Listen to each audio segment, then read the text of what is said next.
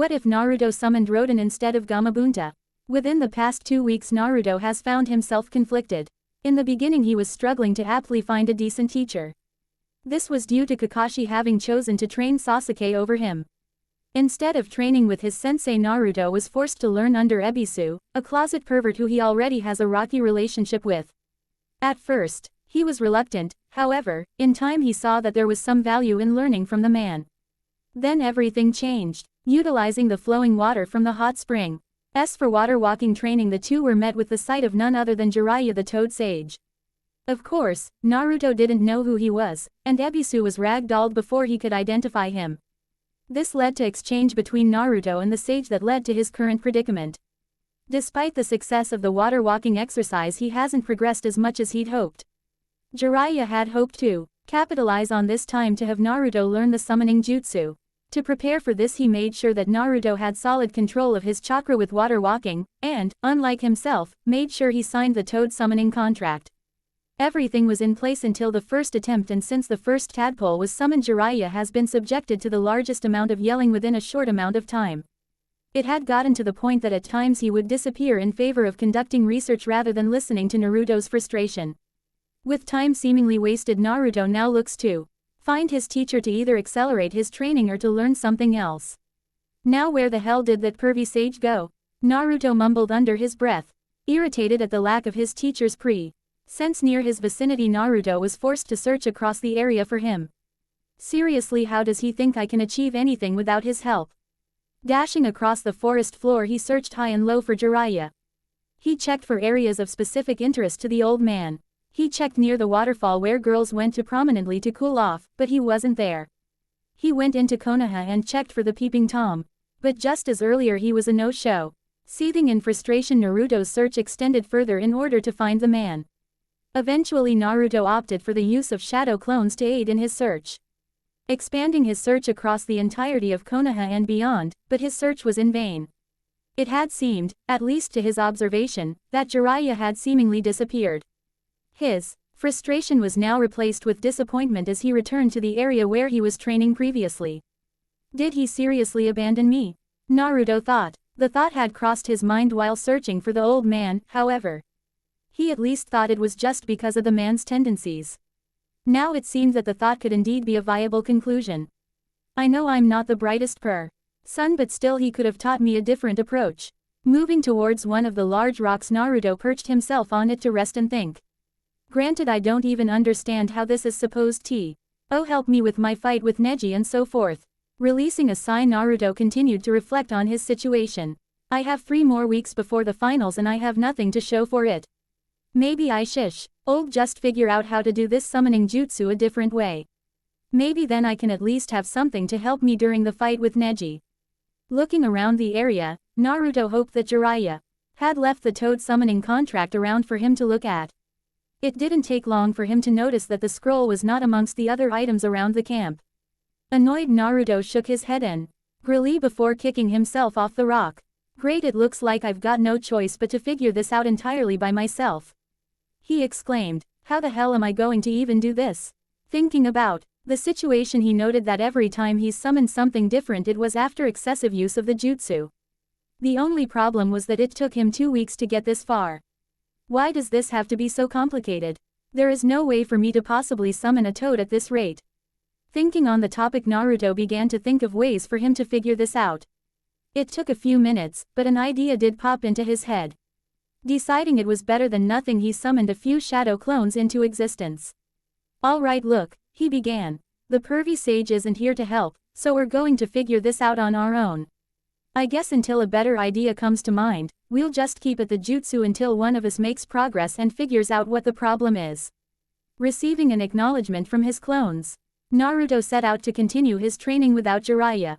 Meanwhile, from a distance, Jiraiya was watching the whole thing through his scope. Interesting, he's starting to think for himself, it seems. Jiraiya noted. This could do him some good, especially if he notices the benefit of what he's doing. Watching closely, Jiraiya chose to ignore the presence that was behind him. It wasn't until the person cleared their throat for the 12th time that he relented. What do you want now? Looking away from Naruto, Jiraiya now faced an Anbu agent.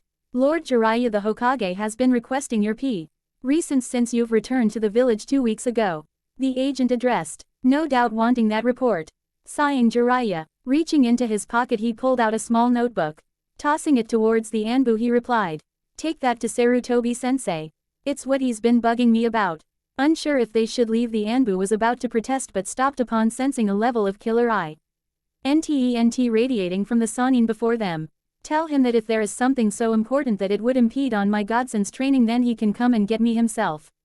The statement made, the Anbu quickly apologized before leaving with haste. With the annoyance gone, Jiraiya returned his gaze back to Naruto's location. Considering everything that I've come to learn since my latest trip, it would be best that I don't see sensei yet. Jiraiya remarked. And I better not see Kakashi anytime soon either. The last comment really burned him. Sure, he left Naruto on his own as well, but he only did so to test the boy's resolve. And right now, he's doing his utmost even in such a situation. Reflecting on the last 2 weeks, Jiraiya smirked. If only you two could see him. As the evening began to set in, Naruto was panting on the ground, exhausted. He had spent most of the day trying to figure out how to properly summon a toad. Even with his clones he hadn't made any noticeable progress. Deciding to take a break, he walked over to a cooler that Jiraiya left behind and pulled out a fish that was caught earlier. Getting a fire started, Naruto began to cook his dinner. Reflecting on his progress, he sighed. I guess all of those attempts didn't amount to much. He noted. Turning the fish in the fire, he thought back to everything he did differently. Maybe I should try having the clones do things differently. Watching the fish cook, Naruto began to reflect on the attempts. I tried using more chakra, less chakra, different stances. I think I even attempted to summon something in the water. Trailing off, Naruto thought carefully for a second. Wait a minute, I didn't try summoning something in the water. Heck, I didn't even go near the water. Confused, Naruto tried to figure out how he could have a memory of something he didn't do. While doing this, he began to eat the fish that he had cooked. Taking a water bottle that he had brought with him from earlier, he began to drain its contents. After a few minutes of eating and relaxing, Naruto began to stretch before getting back up. Alright, let's try this again. Conjuring forth a few more clones, Naruto picked up where he left off. Unlike last time though, he ordered each clone to try something different, no matter how odd, before letting them go about their tasks. Moving into a proper place, Naruto began to do the same. Watch. Hing from the distance, Jiraiya noted the time that had gone by. He had been patiently waiting this entire time for Naruto to finally understand the benefit of the clone jutsu. It had dawned on him though. That even though it looked like Naruto was so close to figuring it out, he instead passed it off. This annoyed Jiraiya slightly, but instead of letting it bother him, he began to think. He won't know the benefit unless something happens. Getting up from his spot away from the camp, Jiraiya shunshined away. Carefully, Jiraiya snuck his way towards the camp. Observing how each clone was doing something different, he almost thought that Naruto had figured it out. However, based off the expression of the actual Naruto, he determined otherwise. Looking for a straggler in the group, Jiraiya was going to do something to speed things up. Once he spotted a clone on its own, he silently made his way towards it. The unsuspecting clone was currently attempting to summon a toad with both hands. Sadly, it failed each time due to the amount of chakra being used. Noticing that none of the other Narutos was paying attention, Jiraiya swiftly and silently swept in and grabbed the unsuspecting clone. Careful to cover the clone's mouth, he disappeared in the forest away from the camp. Once he was far enough away, he released the clone, who was surprised to see that it was Jiraiya. Well, it looks like you're busy.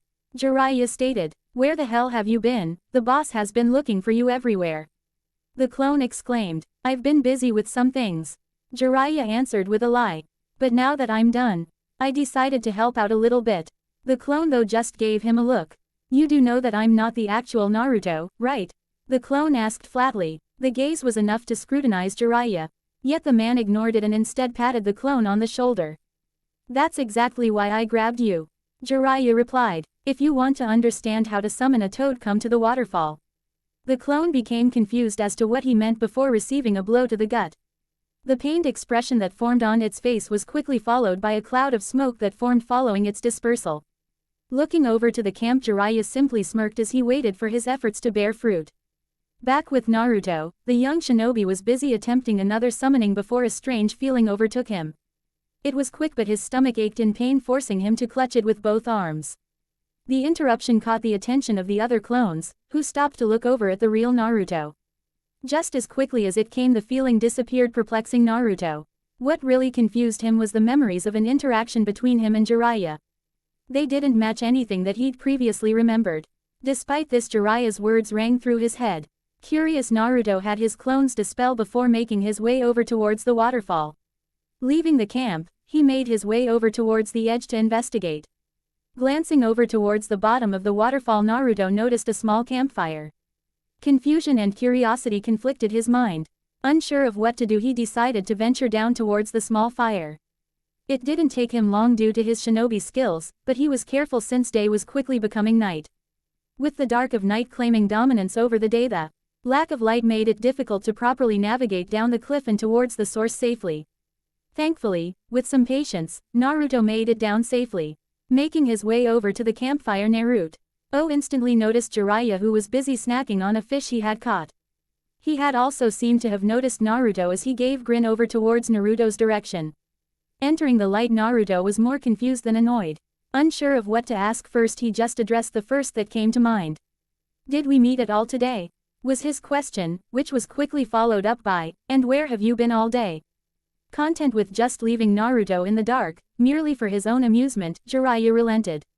"Well, first off, we haven't spoken at all today," Jiraiya emphasized. "However, I did chat with one of your clones very briefly." Quote, "That doesn't answer my question," Naruto stressed. "Well, I did answer one question. As for the other, all I can say is that this was more of a test of character," Jiraiya answered. "A test?" Naruto repeated with confusion. "I wanted to see what would happen if I had left you to figure out your training on your own," Jiraiya explained. "I was pleased to see that you didn't waste most of the day searching for me. Instead, you went back to practicing and trying various methods to figure out the jutsu. So, you mean this whole time you were just testing to see if I'd give up?" The realization was shocking to Naruto. However, he was more frustrated that his teacher doubted his determination. "I never give up, you hear me? That's my nindo." "Yes, your shinobi way, I get it," Jiraiya interrupted. "However, I needed to see if you could think on your own." "Why?" Naruto rebuked. "Because the path to success isn't easy. Sometimes you'll have to figure out things on your own," Jiraiya explained. "Think of this as an exercise for you to think independently. It made you address your current situation and forced you to take risks. Granted, in this case there wasn't any danger nor real risk. It was a perfect opportunity for you to develop on your own. If that's the case, then shouldn't you have left me alone longer?" Naruto inquired. "I was considering that, but watching you utilize shadow clones reminded me of a very useful training method." This caused Naruto to raise a brow as he didn't initially follow. The expression on Jiraiya's face made it seem obvious, however. It didn't dawn on Naruto until a few seconds of awkward silence passed. "Wait, do you mean the memory thing?" Naruto blurted out. "Exactly," Jiraiya cheered. "One of the key ages of the shadow clone jutsu is that it sends the memories of the clone to the user, making it useful for scouting and espionage." The explanation made Naruto go starry-eyed at the thought of the versatility that his current trademark move had. What's more is that due to that ability, it makes it easier to train quickly over short periods of time. Sometimes even shaving off years of effort within a couple weeks to a month. Jiraiya added. "This is why I interrupted the exercise. Does that mean it can help me get ready for the finals?" Naruto asked eagerly. "Not without proper guidance," Jiraiya clarified. "There are some drawbacks to this method. As you probably noticed, you receive the memories of your clone. That include the pain of being punched." This led to Naruto having an epiphany towards the event from earlier. Another issue is the mental feedback. If you're not careful, it could harm you in more ways than one, so you'll need a strong resolve to counter the effects. "But I already have a strong resolve," Naruto blurted out. "If that was the case, then why was it that you clutched your stomach after receiving your clone's memories?" Jiraiya rhetorically asked. The surprise on Naruto's face was more than enough to prove his point.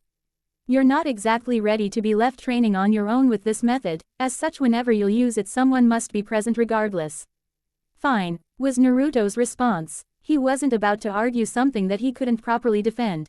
"Good, then starting in 2 days I'll start teaching you with this method," Jiraiya stated. "Why 2 days and not now?"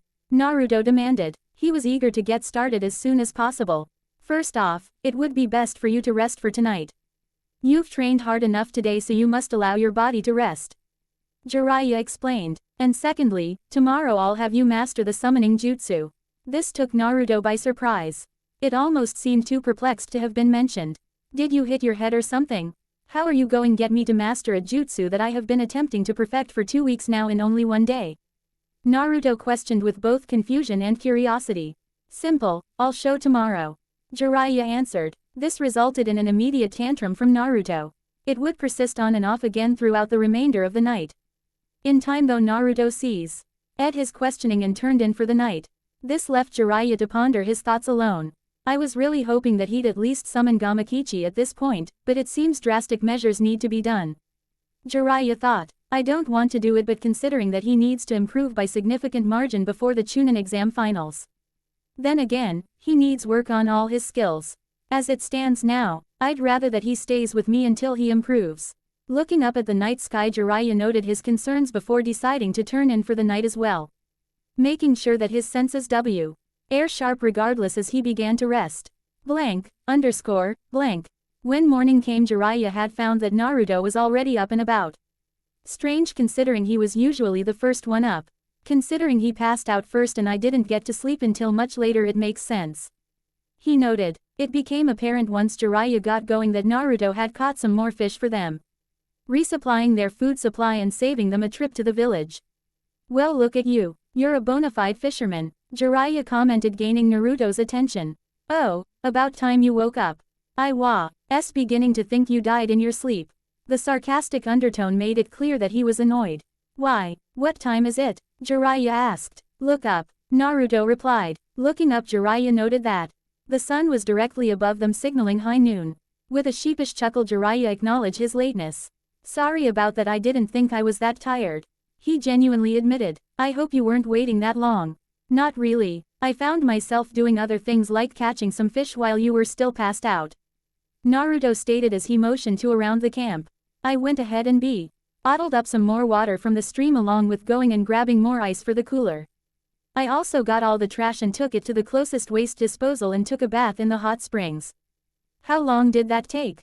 Jiraiya asked, rather surprised at the amount of work Naruto had already done. I started around 9 o'clock and finished just before 11. Naruto replied while moving over towards a campfire and pulling a fish he had cooking. Walking over to Jiraiya, he handed it to the man, who thanked him for the meal. So, how are you going to have me master the summoning jutsu today?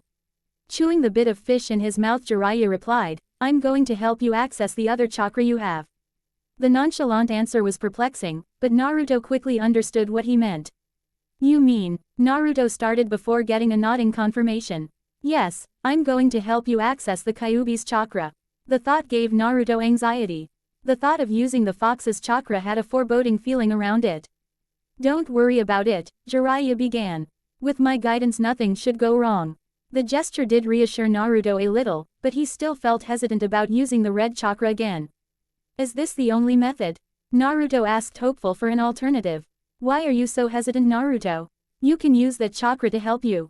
Jiraiya pointed out. It's not that I don't believe you. Rather, each time I've felt the chakra something terrible has happened. The first time I saw a friend of mine supposedly die, and the other time was when my friends were in danger and one of them got hurt. Naruto explained. I just don't know if I should be using it is all. Look, Naruto, I can't say whether you should or shouldn't use it. That choice is ultimately up to you. However, I can say that there are some benefits to utilizing it. Jiraiya began. I once knew a woman who was in a similar boat as you. Ostracized due a monster being sealed in her. Certainly, she hated it, she understood that its power had saved her life before. She is long since dead, but when she was alive, she understood that so long as she lived so did the fox. You're saying that the fox is only alive right now because I am? Naruto asked. More or less. Biju can't die naturally because they are chakra constructs, but their bodies can be lost for a considerable amount of time if their hosts die.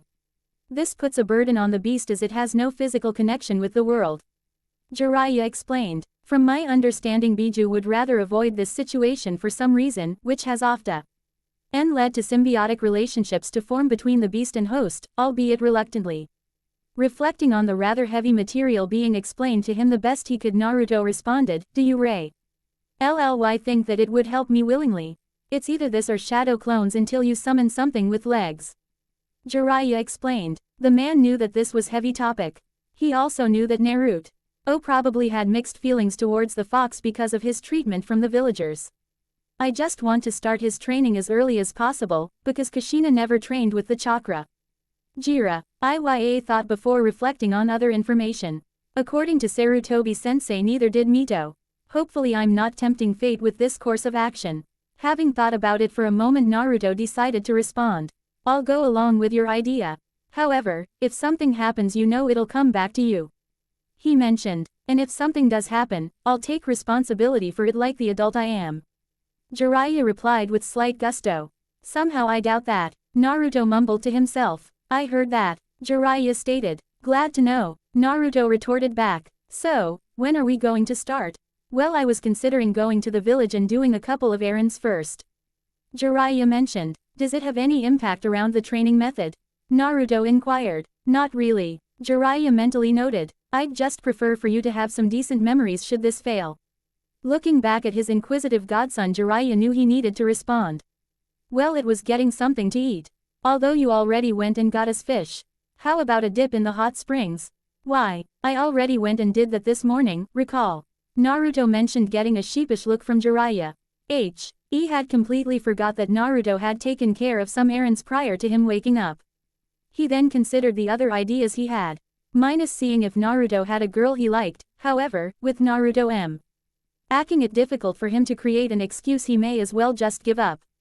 Then I guess we can start right now then. Jiraiya stated while being disgruntled. Alright, so how are we going to do this? Naruto questioned. Are you going to show me a technique? Perhaps a secret training regimen? Is it perhaps a super powerful jutsu?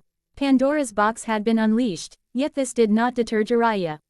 Instead of opting for a basic response, he instead placed an open palm directly in front of Naruto's face. This stopped the blonde, who was wondering what the sage was going to say or do. All I got to say is don't give up. The words were not what Naruto expected to hear before he felt a sudden surge propel him away from the toad sage. Watching as the trees and shrubs raced by him on both sides, Naruto panicked as he suddenly felt gravity kick in. Falling backwards, he noticed that he was now falling several leagues into the ground. It was a ravine, a massive one with spikes jutting out of its two sides. Flailing about, Naruto attempted to grab the slopes of the spikes, only to be disappointed when his hands kept slipping due to the moisture.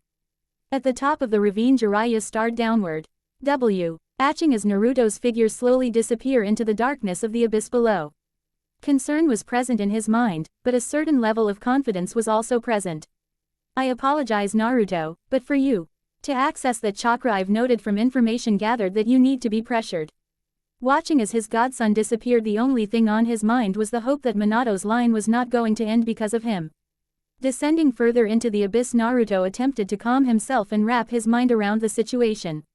That damn pervert, he certainly knows how to tick me off. He exclaimed. I hope he's ready, because once I get out of this ravine, I'm going to do the same to him. Watching as the light of the surface drifted further away, Naruto had to think fast. I guess I have no choice but to use the Kyuubi's chakra.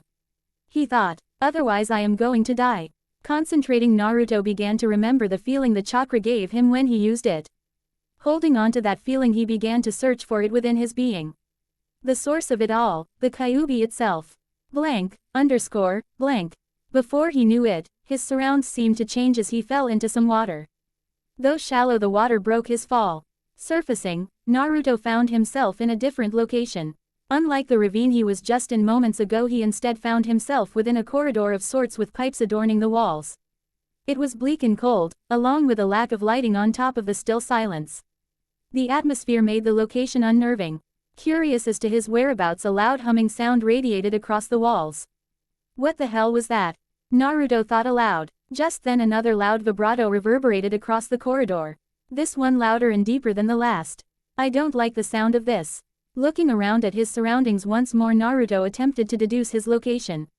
I don't know where I'm at, but I guess I have little choice than to follow that feeling. He thought. The only problem is that it leads towards the loud sound. Pondering his choice, he decided to go along with his gut and follow the source. Moving in and out of various corridors, Naruto found that the sounds became more defined as he drew closer to the source. He had an idea what it was, but he brushed the idea to the back of his mind. It was the last thing he really wanted to do. However, that changed once he entered a massive open area with the only noticeable feature, aside from the pipes, was a massive cage. Noticing that all the pipes in the room seemingly converged from a point beyond it, Naruto finally understood where he was. A low bellow brought his attention to the gate before him. On the other side, Naruto watched as two large, red irises emerged from the darkness. Owing them a faint crimson aura began illuminate an outline of a massive beast. For the first time Naruto was genuinely intimidated to his core. Before him resided the one thing that had plagued him his entire life. The source of his misery. The very thing he wanted to avoid. The Kyuubi itself. It started off a slight chuckle, but then it became a hollow laugh. A chill ran up Naruto's spine as he watched on as the maw of the beast emerged before him. "Boy," it spoke, "come closer." The voice was loud and menacing. A sense of doom laced its sweet-sounding words. It was like honey in a nest of bees. Naruto could sense the fox's intention. Instead of moving forwards, he took a couple of steps back. "Oh, it seems I wasn't subtle with my malice." It snickered. "A shame, because I really wanted to tear away at your flesh." The intimidation factor seemed to have increased in a matter of seconds to Naruto. Aside from the size difference, which was major, he could see how some of the story's depth. Ikted the Kyuubi is a beast that could crush mountains and send forth tidal waves with a swipe of its tails. The beast he held inside truly was a monster. Shaking the inner state of Naruto's mind with his power, the Kyuubi spoke. "Now that you've seen me, why you have come?" A little shaken by the suddenness of the question, Naruto steadied himself. Remembering what Jiraiya said, he moved closer to the cage. "You better listen well, Fox." He began with a slight stutter before steeling his nerves. "I'm letting you live inside of my body, but time has come for you to pay the rent." The Kyuubi narrowed its eyes, the slit irises burning greater than before. It was hard to tell whether this was due to Naruto's audacious demand or if it wanted to amplify the terror factor. "Come again," it bellowed. "I seem to have misheard you. Because I could have sworn that you were demanding my chakra." "You heard me," Naruto yelled back. "You have no choice. Should I die, then you lose your physical connection, or something, to the world. And I bet that would be really annoying for you." Naruto felt slightly confident having been told this. It allowed him to feel better doing this, especially considering the dominating presence of his prisoner.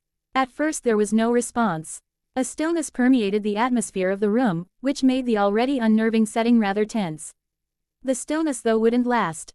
In fact, it was soon replaced once the emergence of what started as a low hum became a bellowing mixture of a laugh and a roar. "Indeed, it would be rather irritating should you die without my release, however. It wouldn't be the worst thing to happen." The response didn't deter Naruto from his stance. It was clear to the Kyuubi that the intimidation had gone as far as it could. Ali red chakra began to seep out from behind the gate towards Naruto. Unsure of what to do, Naruto hesitantly took a single step back before the Kyuubi spoke up.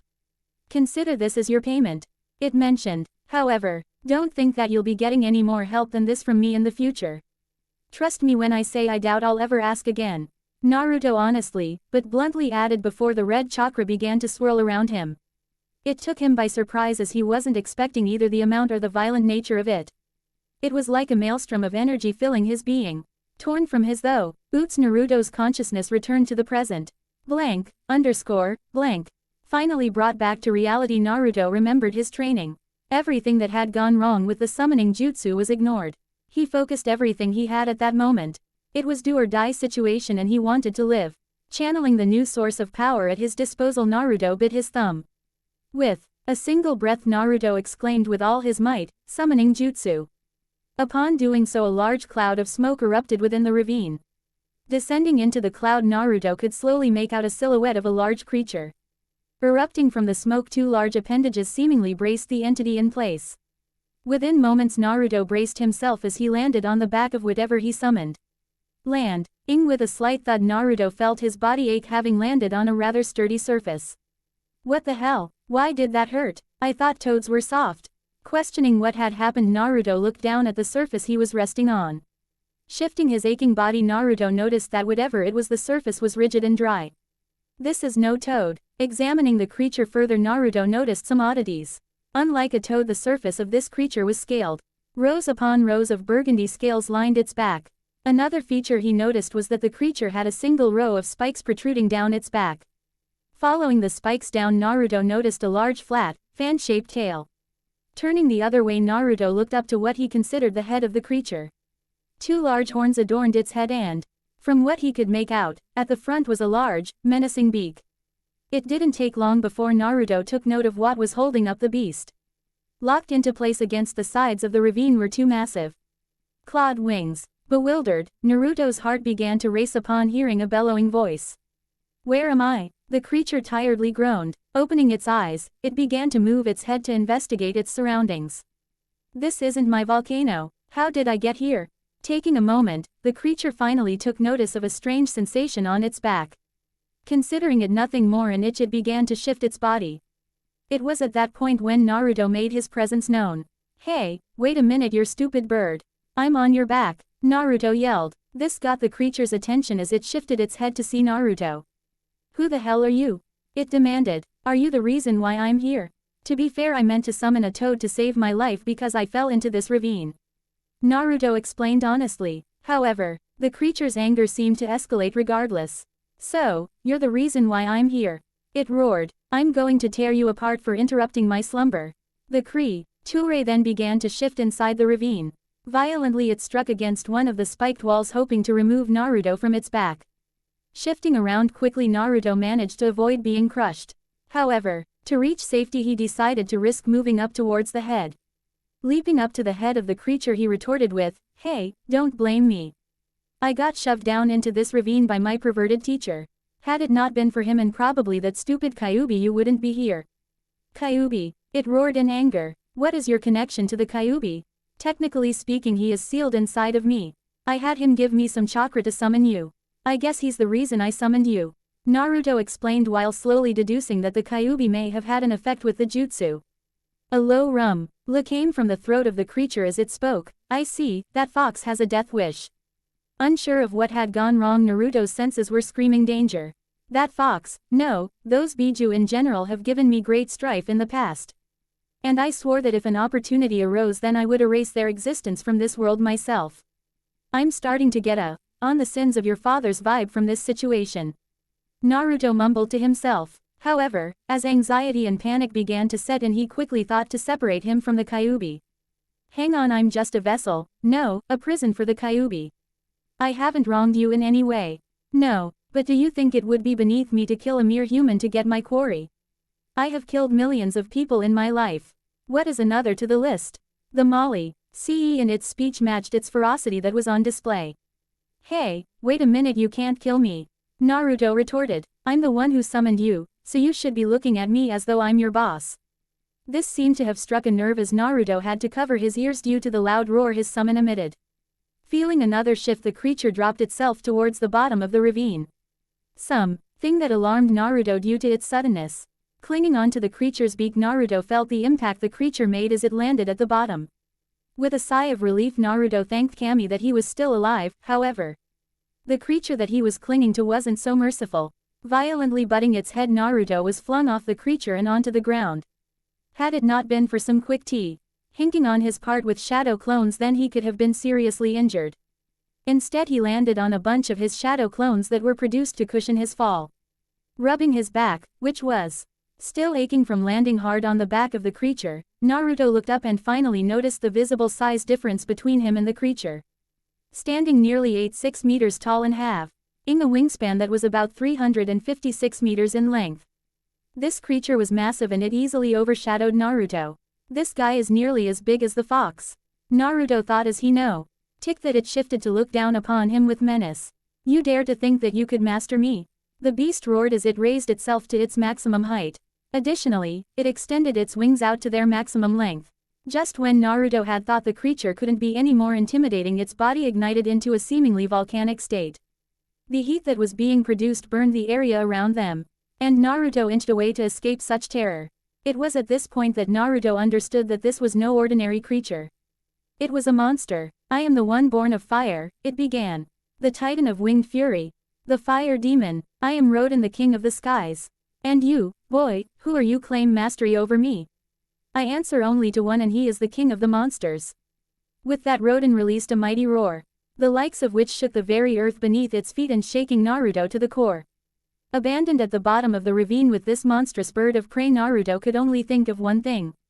I'm going to kill that pervy sage. Jiraiya sat atop the ravine waiting. He was contemplating. Moments ago, he had just tossed his godson down a ravine. Something beyond excessive, yet he was stoic. The decision was sound in his mind. Naruto needed the push, he told himself. Reflecting on the past 2 weeks, Jiraiya refused to count the failed attempts. Looking back, it did him realize how poor of an instructor he was. Veering his head in the direction of the bottom of the ravine, his thoughts ventured. Had I known the state he was living in, I would have taken him with me. Though he did not show it, Jiraiya was remorseful. It seemed, at least from his deduction, that putting faith in his sensei was the wrong decision. No, he thought, it's my fault. His gut twisted as he closed his eyes. Faces long since past graced his mind. He was afraid back then. Everything had happened while he was away. It was just too much for him. His heart ached. Minato was like a son to him. Since he never had any children, Jiraiya had practically adopted Minato. He remembered how Minato had lost his parents at a young age and was in the care of his sickly aunt. When she did pass, he didn't have anyone. And that struck a chord with Jiraiya. He knew that situation very well. He was forced to grow up quickly when his mother died just before he became a Chunin. Sensing a sudden jolt in the ground, Jiraiya could infer what had just happened. He didn't have to open his eyes. He had sensed the Kyuubi chakra flare up. Opening his eyes, he continued his thoughts as he veered into the dark abyss of the ravine. Unlike me, or his own father, Naruto had no one. The thought generated sympathy in the older man. I can't even imagine what it's like to grow up without any parental figure. To not know the love of another. Rising to his feet, Jiraiya came to a single conclusion. Regardless if he wants it or not, Naruto was going to have someone looking after him. The old man and the three stooges can deal with it. Gripping the toad summoning scroll tightly in his right hand, Jiraiya began to think of what he should do. He could take Naruto to Mount Myoboku and have him train. He could live in a place that would accept him and treat him as an individual, rather than a pest. Fastening the scroll onto his back, a thought graced his mind. Should he take Naruto away? It was a simple question, but it had ramifications based on his choice. If he took him, would he still have ties to the village? Would he even care about the village? Sure, Jiraiya cared about his village. Hell, it was the only place that took him in, as well as the very thing that so many of his friends had died for. But what about Naruto? Did he even care about the village? What he could deduce was that he did have people he cared about, and he did dream about becoming Hokage. Whether or not that was sincere or not was only for Naruto to know. Shaking his head, Jiraiya narrowed his decision. Whether Naruto did or did not care about the village was not up to him. Whatever Naruto wanted to do, Jiraiya had decided that he would support. That he would be there to support and guide him as he should have from the very beginning. Turning to leave the area to avoid whatever problems may ignite, Jiraiya smirked. A thought of a toad angrily yelling at Naruto popped into his head. He could hear yelling coming from the ravine. Naruto must have spouted something stupid again. He thought with a chuckle. That boy is just too hard-headed. It wasn't until a moment later, when a large updraft of heat surfaced from the ravine, that Jiraiya stopped in his tracks. The heat was scorching and Jiraiya quickly turned to face the ravine. Bringing his arms up to guard his face against the heat, Jiraiya peered into the former darkness. Down near the bottom, a light had appeared. As he focused his vision, he discerned a shape. It was large and its proportions were not that of a toad.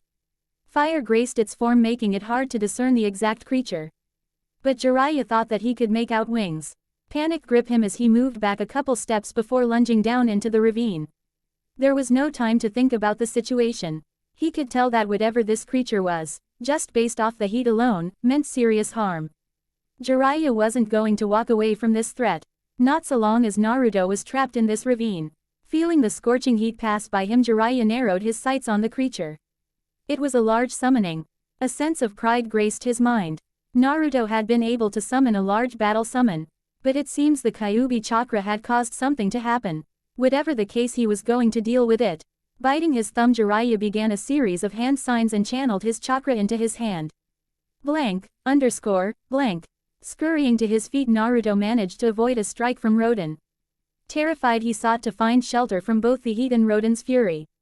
Already he had burns forming on his arms, legs, and across his head. Anywhere that skin was left exposed, a burn was beginning to form. The pain was searing. The longer he was exposed, the more it felt as though his skin was being peeled away. The cutting, searing pain was all over his body. It felt as if he was being struck by thousands of tiny blades. The gnawing pain was furthered each time he rolled on the ground to evade. "Geez, what is your deal?" he yelled at the Titan. "Why the hell are you attacking me? I thought that summons had to aid their summoner." This made Rodan scoff. "Me liste, and to tiny speck of flesh such as yourself." Rodan growled at the thought. "I'd rather have my wings torn apart before I'd allow a human to issue me commands." Naruto watched as the flames around Rodan's body began to intensify. Within moments the ground was beginning to sear itself. The heat that was being generated had even in some areas caused some of the smaller dislodged rocks to melt. The ocean scene was unlike anything Naruto had seen in real time. It was near instant. Already the bottom of the ravine was beginning to warp into a bulge shape, expanding as Rodan progressed. Talk about a hot head, Naruto thought. Rodan was practically creating his own wind based off his heat alone. That and the heated moisture started creating a strange phenomenon within the bulged space. It seemed, as Rodan was generating enough heat to create a mock storm system, but what got Naruto's attention was the sparks of electricity that danced around the area. His hair stood on ends as he saw Rodan begin to charge. Thinking quickly, Naruto created an abundance of clones. Roughly around 30 clones were created. They each dispersed and fled away from Rodan. Annoyed at the development, Rodan bellowed his frustration. "You dare to attempt such trickery on me?" Striking forth at the first group he reached, he dismissed them en masse. Debris was sent flying as he continued to attack each Naruto he saw. "No matter how many of you are created, I will see to all of their demise, and if I strike you, I will see that your remains are torn asunder." Sensing the fate of his clones, Naruto dashed as fast as he could while trying to find shelter. A few moments later he would find what he needed. On his left was a crack in the wall of the ravine. It was large enough to fit, however, it wasn't deep. Not wanting to stay out in the open, he pushed himself into it. Meanwhile, Rodan continued his slaughter of clones. It wouldn't take long before he finished his massacre, and to his ire his strikes never found the true Naruto. A low grumble resonated from his throat as he moved to investigate the ravine.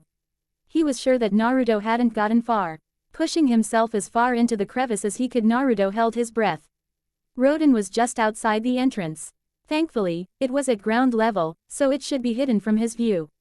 That's what Naruto thought. However, Rodan's eyes were sharp. Natu. Raw predator Rodan could spot creatures as small as a house cat from the air. It took him a few moments, but he saw the small crevice. Repositioning his body, Rodan sought to get a better view of the inside of it.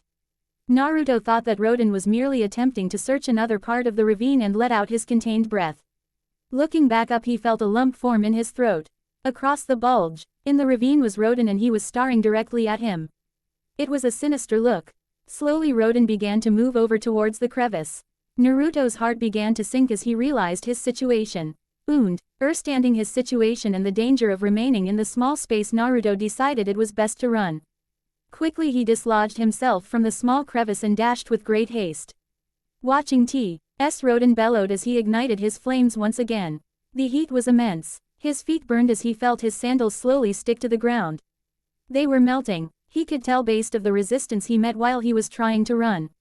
His breathing was also heavy.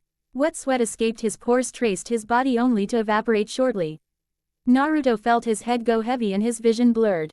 Shaking his head, he attempted to refocus his vision. "This is stupid," he yelled aloud. Hearing a loud cackle behind him, he turned, saw Rodan attempt to strike him with his massive beak. Channeling some chakra into his legs, Naruto jumped with all his strength to avoid the attack. He was just barely able to evade. The force of the attack, however, did send him flying forward. He was tossed across the ravine like a ragdoll. Accompanying him was debris. Putting his arms up to guard his face, Naruto felt himself hit various surfaces. Skidding across the ground, he groaned in pain as he attempted to roll over and pick himself up. Looking down, he noticed a red liquid on the ground. It was slowly evaporating, just like every other liquid substance at the bottom of the ravine. A moment later, though, Naruto discerned where the substance came from. Watching a drip of the substance fall in front of his eyes, Naruto brought a hand to his head. Pulling back upon feeling a wet substance, an expression of understanding took shape on his face. He had a gash across his forehead. Feeling further, he noted that the cloth of his headband was cut. Probably from the debris that was sent flying. He thought. Unable to pick himself up immediately, he turned around and noticed Rodan lift his massive head. Looking forward, Rodan saw that Naruto had managed to avoid his attack.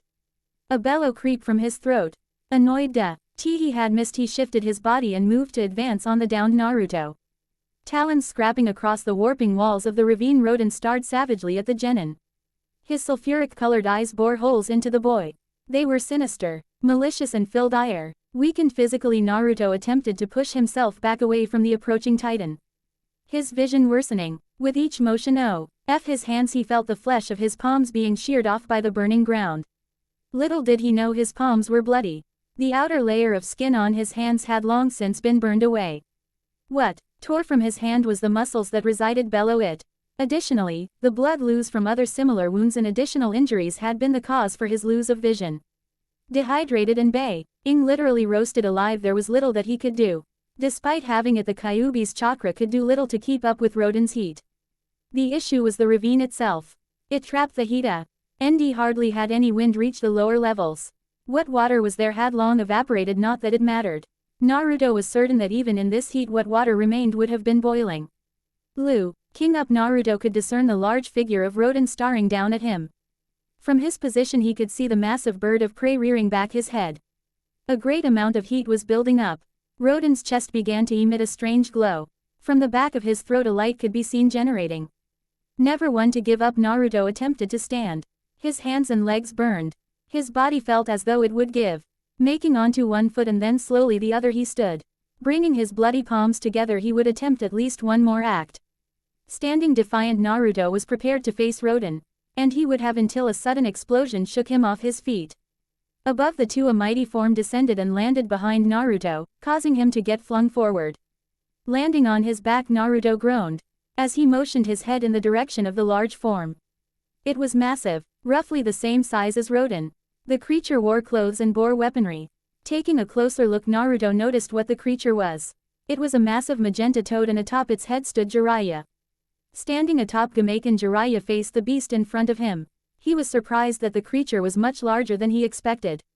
Taking a quick look, Jiraiya noted that Rodan had what looked like winged appendages. That could complicate things, he noted. Quickly darting his eyes across the ravine, he spotted Naruto. Naruto, he yelled with concern. Jiraiya noticed that Naruto did see him and was glad to see recognition from the boy. Understanding the danger, he spoke up. Gamabunta, I need to grab Naruto, so please cover me. Understood, Gamabunta replied as he readied himself for whatever Rodan would do. Leaping down from his summon, Jiraiya made his way over towards Naruto. Upon reaching him, Jiraiya realized the extent of harm Naruto had been inflicted. The burns and seared flesh were enough to make the man's heart ache. Carefully, Jiraiya picked Naruto up into his arms.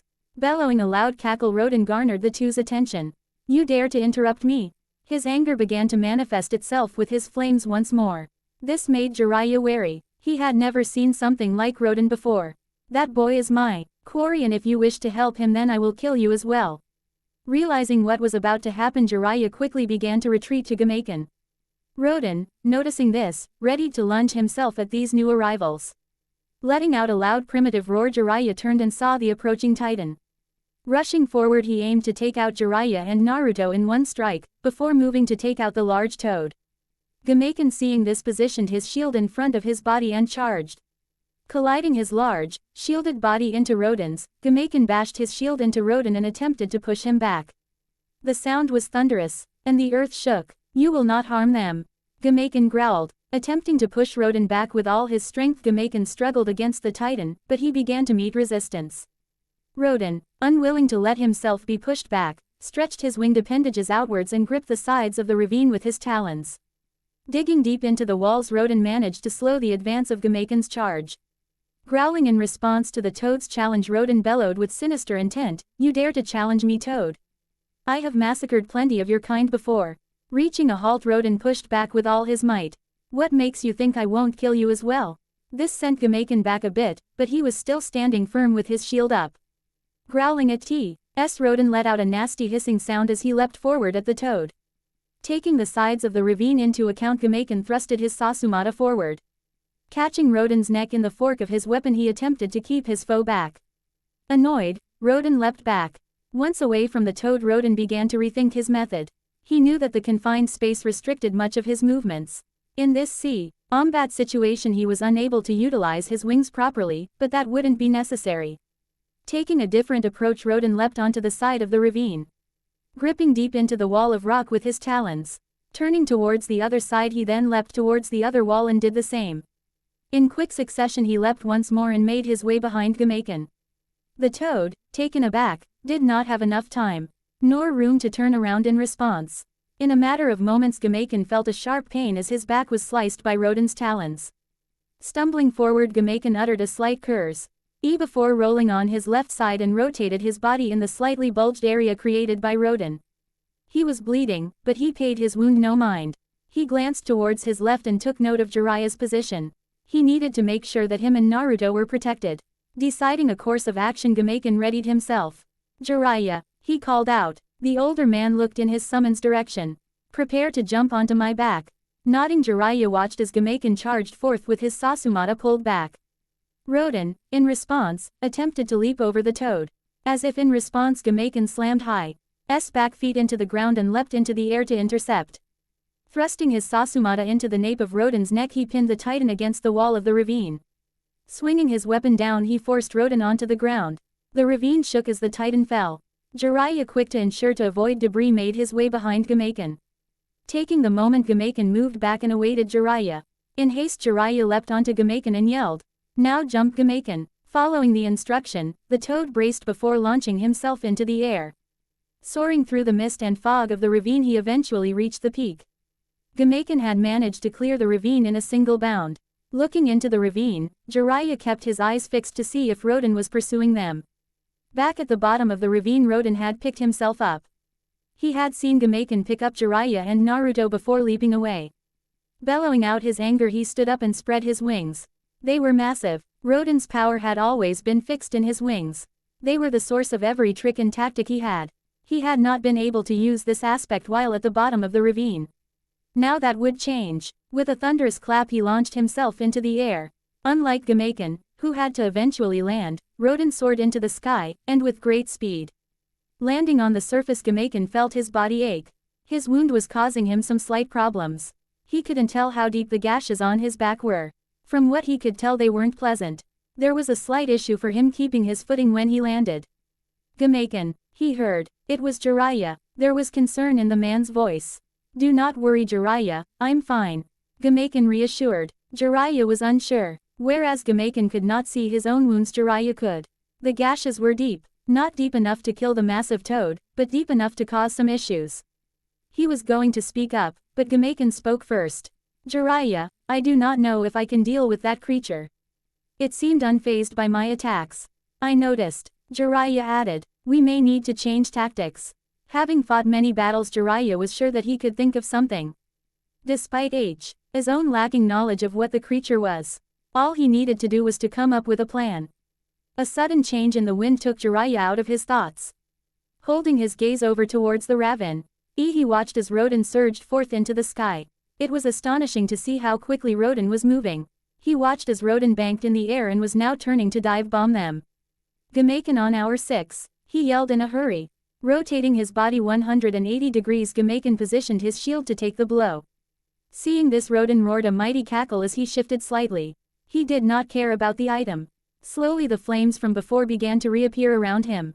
Quickening his speed, he began to generate his cyclonic drift streams.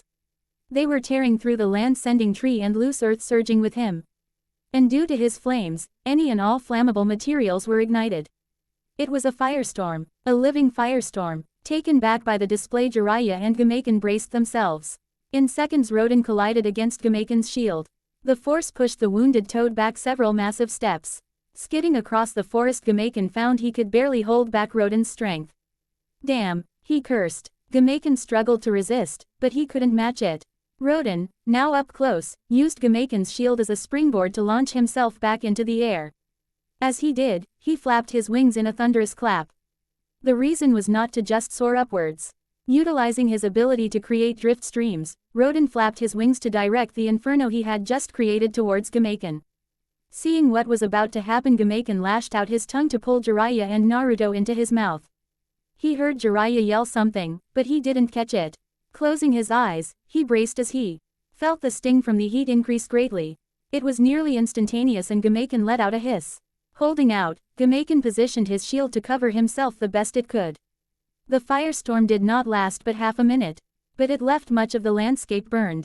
Moving his shield slightly, Gamabunta saw that plenty of sections of the forest were still on fire.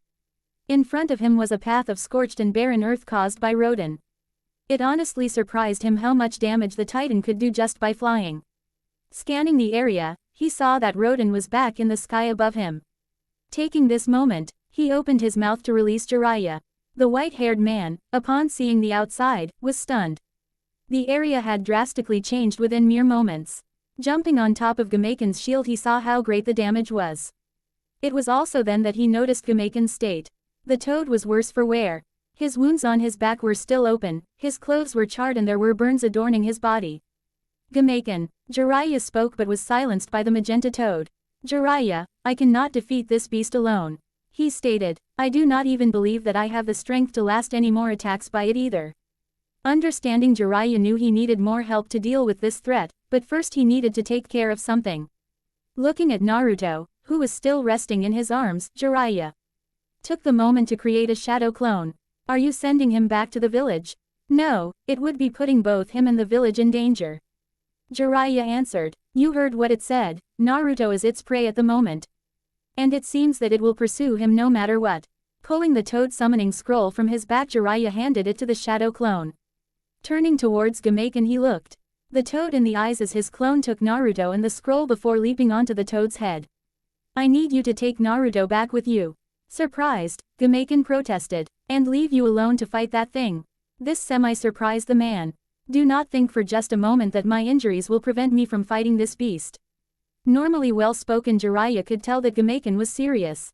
The toad's temper was fierce when sparked, and it seemed that Rodan had set him off. Ken, I need you to do this for me. Jiraiya pleaded. I'm trying to think about Naruto and the village. Naruto is unable to be reversed summoned because he never truly summoned a toad. They won't know about him. I need you to take him with you. Gamaken reflected on what Jiraiya had said. He wasn't wrong. It was true that anyone can go to Mount Myoboku had they signed the scroll through reverse summoning, however, they would have to be acknowledged by a toad before that can happen. As it stood, Naruto had not achieved that. Hearing Gamaken grumble, Jiraiya reassured him. Don't worry, I'm going to summon Bunta and Hiro to help me out, and worst case scenario I'll just try and get it away from the village as far as possible before reverse summoning myself to Mount Myoboku. Gamaken didn't like the idea of abandoning Jiraiya, but even he knew that staying would be pointless. He was already struggling to stay there longer. But between his wounds and time it was pointless. Noticing Gamaken's acknowledgement, Jiraiya gave the toad a smirk. No need to worry, old friend, I'll take care of everything from here. Bringing his thumbs to his mouth, Jiraiya nipped them as he leapt away from Gamaken. Flying through hand signs, he roared aloud, summoning jutsu, and emerging in response were two large clouds of smoke. Landing on the surface of something large, Jiraiya heard a loud groan. You know I was in the middle of something, Jiraiya. A loud voice spoke. So, this better be important. In seconds, the smoke had begun to disperse, and appearing from the cloud was Gamabunta, the chief of the toad summons. Alongside him stood Gamahiro, a mighty toad warrior whose stoic disposition extends beyond the heights of Mount Myoboku. Trust me, Bunta, I wouldn't have summoned you and Hiro if it wasn't. Jiraiya stated. Scoffing, the large toad looked over at Gamahiro before noticing Gamaken behind them. Surprised, he was taken back by the state of his friend. Ken, what the hell happened to you? He bellowed as he turned around. Bunta, trust me when I say that Jiraiya did call you for a very good reason. Gamaken expressed. Up in the sky, Rodan noticed the two new arrivals. He scoffed. More toads, what an annoyance. Banking to his left, he readied his approach. I'll tear through them first, then move on to the Kyuubi kid. Increasing his velocity, Rodan conducted a quick dive towards the new arrivals. Unaware that he had already been spotted. Closing the distance, he was close to the toads when suddenly one of the new ones disappeared. Surprised, Rodan suddenly noticed a shadow form over him. Instinctually he swerved away just as two large blades struck outwards onto his previous position.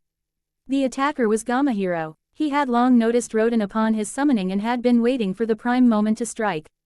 When did you have time to notice that descent? Rodan roared. It was true, that in the time following Jiraiya summoning him and Gamabunta, only 40 seconds had passed before Rodan moved to strike. Gamahiro, however, remained quiet. Unlike other toads, Gamahiro was unique as he was a sensory type. Utilizing nature energy, his natural sensory abilities were said to deduce the different types of creatures all the way down to the insects in the ground. This ability is what allowed him to sense Rodan's presence despite being about 32,000 feet in the air. Coming to a complete understanding of the situation within moments of his summoning, Gamahiro had been waiting for the moment Rodan entered his attack threshold. Veering away from Gamahiro, Rodan attempted to maneuver away. Understanding that his target would attempt to evade, Gamahiro shot forth his tongue and grappled Rodan's left hind leg. Surprised by the boldness of the toad, Rodan ignited his body to force his release, but to his surprise, Gamahiro's tongue strengthened its grip. Before he knew it, Rodan was being forced down to earth. The impact shook the ground and sent debris flying in every direction. Landing with a large thud, Gamahiro readied his blades. Leaping forward, he would ensure that Rodan had little time to respond. Back with the group, Jiraiya cursed. "Damn it, hero, he jumped the gun again." "That he did," Gamabunta added while spewing out some smoke. "So, that is the threat that thrashed you and Ken." Gamabunta narrowed his eyes and motioned for his blade. "Listen, Bunta, that beast is able to generate large amounts of heat and flames. It would be best to prevent that from happening," Jiraiya mentioned. "Hey, then so much for our signature combo." Turning to face Gamaiken, he motioned for the wounded toad to leave. "Head back to the mountain already, and don't worry, I'll bring you back a souvenir." Gamaiken just smirked before disappearing in a puff of smoke, leaving no trace of Jiraiya's clone, Naruto, or himself. Sensing the sudden disappearance of Naruto, Rodan roared out in anger, "You damn toads." His roar shook the ground and even caused Gamahiro to pause his advance. "That brat, where is he? Where did that other toad take him?" Rodan was furious. Puzzled, Jiraiya wondered why Rodan was so determined with Naruto. Something is off, he thought. He watched as Rodan moved his head around searching for Naruto. Finally coming to realize that Naruto was truly gone, Rodan looked at the three remaining opponents. A malicious bellow sounded. "Seems to me he's pissed," Gamabunta stated aloud. "Good, because Hiro and I want to pay him back for Ken." Bracing himself, Jiraiya watched as Rodan roared and charged at Gamahiro since he was the closest. "Hold on, Jiraiya." Feeling the push from Gamabunta's charge, Jiraiya watched as the scenery raced by. Blade drawn, Gamabunta hastily charged at Rodan. Gamahiro, having seen the advance, charged as well. Colliding his blades with Rodan's talons, Gamahiro attempted to halt Rodan. What he found though was instead he was being pushed back. Atching as Rodan used his back legs to jump, Gamahiro found his world flipped upside down. Confused, he suddenly felt wind hit his back as he saw the ground below him race by. What had happened was Rodan utilized his momentum to flip forward. Grabbing hold of Gamahiro's weapons, he pulled them, with Gamahiro, along with him before letting go. This sent the large aquamarine toad flying. Watching the whole thing transgress, Gamabunta and Jiraiya were surprised. However, they continued their charge. Coming from the right of Rodan, Bunta was preparing his swing, while Jiraiya extended his hand out and began to gather chakra. Noticing the two, Rodan turned swiftly to face them. During that movement, he extended his left wing forward. Jiraiya watched the moment and noticed that the edge of the wing began to glow a bright red. Unprepared for what was about to happen, Jiraiya was only able to watch. With a single swing, blood sprayed into the air. Jiraiya could feel the warm substance hit his body. Ching the line of movement of Rodan's wing, he saw that the titan suffered no visible damage. A gut-wrenching feeling took over him as he looked down and saw that Bunta's blade had been severed from the handle. It didn't look like it was cut off but melted through. Tracing his eyes further down, he saw that Bunta had a large gash across his stomach. Noticing the sneer on Rodan's face, Jiraiya grew heated. He was about to do something but was stopped by Gamabunta. "Wait, Jiraiya, don't attack. That's what he wants." Holding a hand to his wound, Gamabunta stared cautiously at Rodan. "It seems as though he's not full of just hot air. Behind that anger is a sense of cunning. Talking about me while bleeding out. Not very wise, toad," Rodan stated as he swung his heated wing once more. Groaning from the pain, Gamabunta leapt back to avoid. Skidding across the land, him and Jiraiya were now presented with a predicament. Knowing this, Rodan approached slowly and mockingly. "Your blade is gone, you're wounded, and you have no way of dealing with me, toad." Growling, Rodan suddenly heard a sound on his left and leapt into the air. Gamahiro had attempted an attack. Cursing his luck, he pushed his back forward to avoid being cut by a superheated wing. Turning to face the titan, he held his blades firmly. It didn't take long for him to notice Gamabunta. His ire was growing. "Hero, watch those wings, otherwise those blades of yours will be useless," Gamabunta warned. Nodding, Gamahiro charged forth. Watching Jiraiya urged Gamabunta onwards. Come now Bunta, let's help. Groaning from the pain in his gut, Gamabunta persevered. Alright, hey hero, Bunta yelled to get his friend's attention. Take point, I'll support you from the back. Getting a nod for confirmation, Hero charged forth. Readying himself, Gamabunta watched for a second as Hero and Rodan danced around each other. Biding time, he watched, and then once Rodan had his back to him, he moved. Bring his hands together. Gamabunta leapt forward and channeled his chakra. Water style, liquid bullet. He yelled as he spewed out a massive bullet of water. Him and Jiraiya watched as the attack flew and collided with Rodan. The large titan, taken back by the sudden attack, fell forward. Steam ruptured from Rodan's body as he let out a nasty hiss. Waiting to see what he'd do, the group found that Rodan's body was seemingly hardening. Wanting to test his blades, Gamahiro moved to strike. Seeing this, Rodan ignited his wings. However, the light of the heat was dimmer than before. A loud scraping sound resonated across the area. Unlike with Bunta's blade, Hero's blades found only resistance. The blades did glow orange in the spots where they contacted Rodan's wings, but they were still able to withstand his heat. Seeing what had just happened, an idea occurred in Jiraiya's head. Recalling his memory of the location, there was a point of interest. A place that might make this whole thing easier. Bunta, we must go south. Jiraiya yelled. Why? He couldn't understand why Jiraiya wanted him to head away from the battle, but a thought graced his mind. Perhaps Jiraiya had a plan. Elsewhere, there was a commotion as various toads gathered. At the center of Mount Myoboku, Gamaiken had emerged along with Jiraiya's clone and an unconscious Naruto. Many were curious about the new arrival, but they were more concerned about Gamaiken. Excuse me, pardon me. A voice rang through the crowd of various sized toads. Soon a small green and purple toad emerged from the crowd. It was Shima, one of the 2 toad elders of Mount Myoboku. Ken, what happened to you, dearie? Turning in the direction of the voice, Gamaiken lowered his head. Ma'am, he said respectfully. I underestimated my opponent. These wounds are my own fault. Groaning TTLE from pain, he ceased just close enough for Jiraiya's clone to leap down and not cause too much force when landing. Carrying Naruto over to Shima, the clone lowered him for her to examine. Ma, the clone addressed her. He is in dire need of help. Making her way over to Naruto, she gasped at seeing his condition. What happened to him and Ken? She was worried. Looking at the clone, she was about to ask him some questions. But Naruto began to pant heavy. I guess this isn't the time. Come with me. Pointing at the rest of the toads, she motioned for some of them to make way. Before leaving with the clone and Naruto, she ordered for Gamaiken to be treated and taken to the healing pools. 2 of the larger toads aided Gamaiken while another took his weapons for him. Following Shima, Jiraiya's clone found itself entering her home. It watched as she scurried to a cabinet. Shuffling through its contents, she searched intently. The clone attempted to see what it was she was looking for, but moved his head away from flying assortments being flung. A few moments later, it seemed as though she had found what she needed. Hopping over to the clone, it was able to see that she was holding a small container. Alright, now lower him onto the ground for me. I need to apply this before we can put him in the healing pools. Following the instructions, the clone placed Naruto carefully in front of the elder toad. The clone watched as Shima opened the container and began to apply an ointment to Naruto's burns. A strong odor radiated from the substance, but the clone was thankful that Naruto wasn't awake. He was sure the boy would be protesting at this point. He watched as Shima applied it. Once applied, the substance made a sizzling sound followed by a crackle. Concerned, he looked towards Shima, who had also taken note of it. These burns are indeed severe. The heat trapped underneath the skin is actually causing the ointment to steam. She noted. Undeterred, she began to channel nature energy in to the ointment, and the sizzling and crackling sounds subsided. There, that should help pull the heat from his skin. Now let's head over to the healing pools. Nodding, the clone grabbed Naruto and the small group began to move out. Passing by the central part of Mount Myoboku, the group noticed a small green toad. He had large white eyebrows and a white, somewhat mohawk. Looking perplexed, the toad addressed the group. What's with all the fuss? The toad asked. Stopping in front of the toad, Shima addressed him. Pa, Ken and this boy who just signed the summoning contract have been severely wounded. Motioning towards Naruto behind her.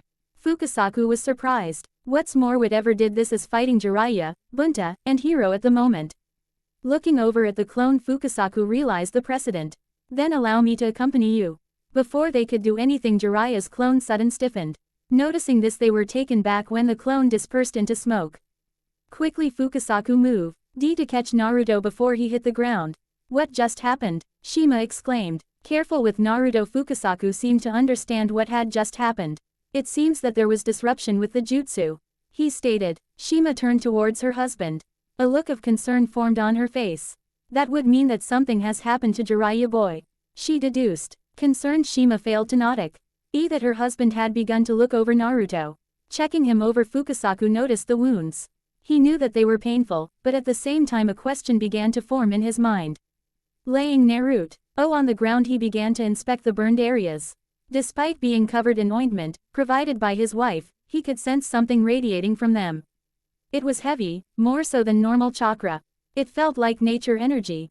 But the density was beyond anything he had ever felt before. Scanning further, he noticed something. Shima, I have a question. He spoke in a serious tone. Taken aback by the suddenness, she awaited his question. When you were treating his burns, did you notice anything? Thinking back, she hadn't done that. She was more concerned with treating the poor boy as quickly as possible. No, I wanted to make sure that he could be placed in the healing pools as soon as possible. She answered. Is there something wrong with him? Moving his small hands over towards Naruto's right arm. He raised the appendage for her to also see. It seems as though he bears a unique mark. Fukasaku stated. Looking at the appendage, both saw there was a radiant mark emerging from the ointment. It was tribal in design, featuring the usage of lines to make shapes. At the center of it, an image of a head could be discerned.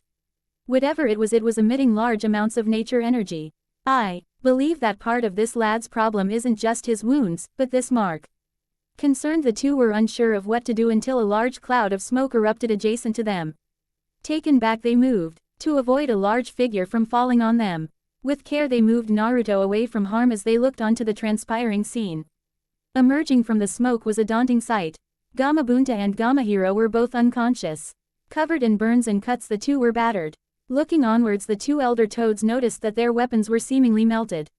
What? Shima stuttered. Bunta, Hiro. Unsure of what had just happened, Fukasaku was about to call for some more large toads to aid the two when an additional smoke cloud erupted into existence. This was another large one, but unlike the previous one, this one was scorching. A radiant red hue filled its essence, giving it an eerie effect. Emerging from the smoke cloud, a daunting figure emerged. Fires raging across his body, Rodan stepped upon the two fallen toads in a victorious stance. Bringing his right claw up, he looked upon the tattered body of Jiraiya. The man was being held by two talons. He was beaten and his right arm was severely burned. Tossing Jiraiya aside, he scanned the landscape of Mt. Myoboku. He noticed many toads of various sizes looking upon him with various expressions. Many of which were fearful. He enjoyed it greatly. They were weak after all. It took but a moment for him to finally find his quarry. Shifting his gaze, he leered over the small group before him. A loud bellow resounded as his flames grew. Found you, he growled. Every toad in the immediate area did not make a move. Fear had gripped many of their hearts. They were shaken from the sight of their strongest warriors having been bested by this monster. He was a beast, a terror unlike anything many of them had ever seen. They were terrified. Many of them could not hope to best such a monster, so they cowered. Toads of various talents and prowess looked on at the beast. But then they noticed something else. They noticed a single toad. A single warrior. It was Fukasaku, and he stood undeterred. Fukasaku stared at the titan before him. He brought a palm to his small beard. Analyzing the situation, he took note of Rodan's appearance. I've never seen a summon like this before, he thought. Seeing this fearlessness, Rodan reared up to tower over the small toad. Flames danced around his frame as a malicious aura shrouded the area. His sulfuric-colored eyes centered on Naruto at first, but then moved towards Fukasaku. A bellowing growl resonated from his throat.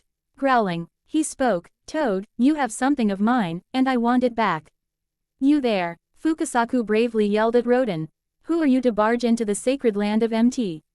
Myoboku? Fukasaku had no clue what the creature before him was, nor how it managed to reverse summon itself to the mountain. It was preposterous. Rodan moved his head slightly, an expression of confusion briefly adorned his face, before being replaced with a glare. Bold words for a toad, Rodan stated as he mused slightly forward. I am death, destruction, ruin, evisceration. I am that which comes from eons past.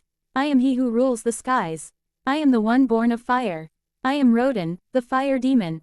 His roar echoed across the mountain, causing many toads to flee out of sight. Looking up at the Titan, Fukasaku narrowed his brow. A slight drop of sweat ran down the side of his head.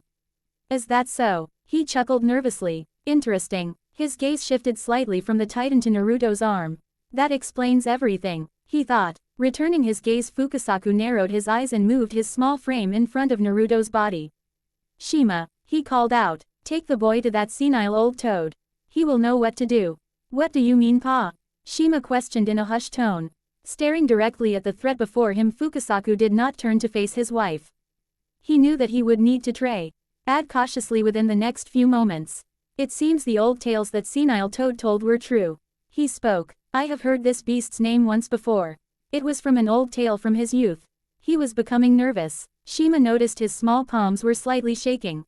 He attempted to calm himself, but he felt a wave of primitive instinct begin to flow through him. If this is the creature, I think it is prudent that we get him to the geyser now. Without a second thought, Shima took Naruto and ran for the top of the mountain. Rodan, watching, quickly moved to intercept. Lunging forward, Fukasaku channeled nature energy into his palm. He was aiming for the right side of Rodan's face, but he was spotted. Curious, Rodan thought, what could a small toad do to the likes of me? With tremendous effort, Fukasaku struck Rodan's face. The blow, fueled by the power of nature energy, struck Rodan with enough force to send him toppling onto his side. The Titan, perplexed by the strength of the attack, turned towards Fukasaku.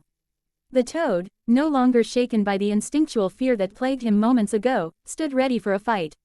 Shaking his palm slightly, Fukasaku took note of the burn marks that now adorned his skin. It seems that physical combat could be tricky. He noted, that heat I felt when I landed that blow was immense. Sighing, Fukasaku could feel the aching in his joints. Looks like you're going to be quite the challenge, he mentioned. Picking himself up, Rodan now focused his sights on Fukasaku. It was clear that his size would not inhibit his capabilities in fighting him. This made Rodan narrow his eyes. A thought, of a different time, began to appear. A toad, the same size as the one before him, had done the same thing. A growl bellowed in his throat. He had forgotten that there were toads, just like the one from long ago, and the one before him, that could utilize nature energy to achieve great feats. Heat radiated off Rodan's body as he stepped forward, a single, large, and daunting step towards Fukasaku. A new thought graced his mind. Looks as though I have another toad that I need to kill. Fukasaku, cautious, kept his eyes on Rodan. Well, I managed to get his attention. So now I just need to keep it. Evading a strike, Fukasaku moved back for a moment to contemplate. It was obvious that Rodan was able to emit a large amount of heat, so much in fact that plants were igniting into flames. Such power was impressive and certainly gave credence to the title of Fire Demon.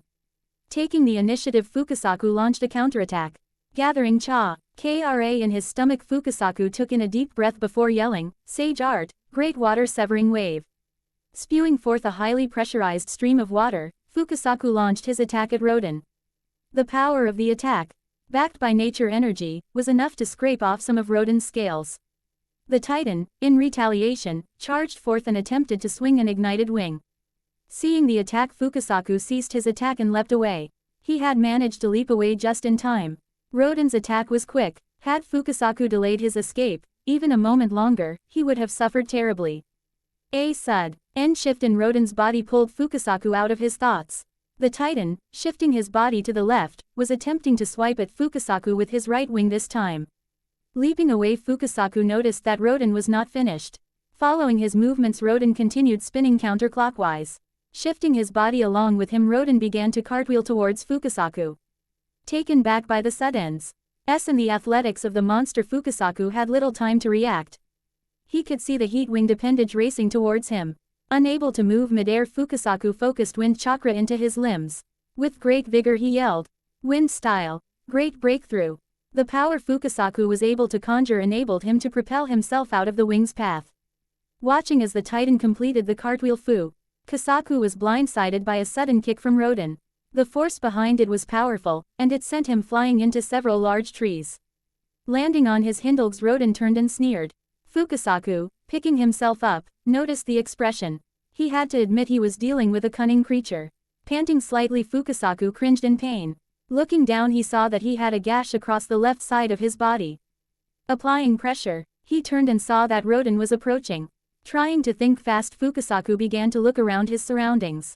They were near the healing pools. He knew that the springs could aid him. But he didn't want to bring Rodan there.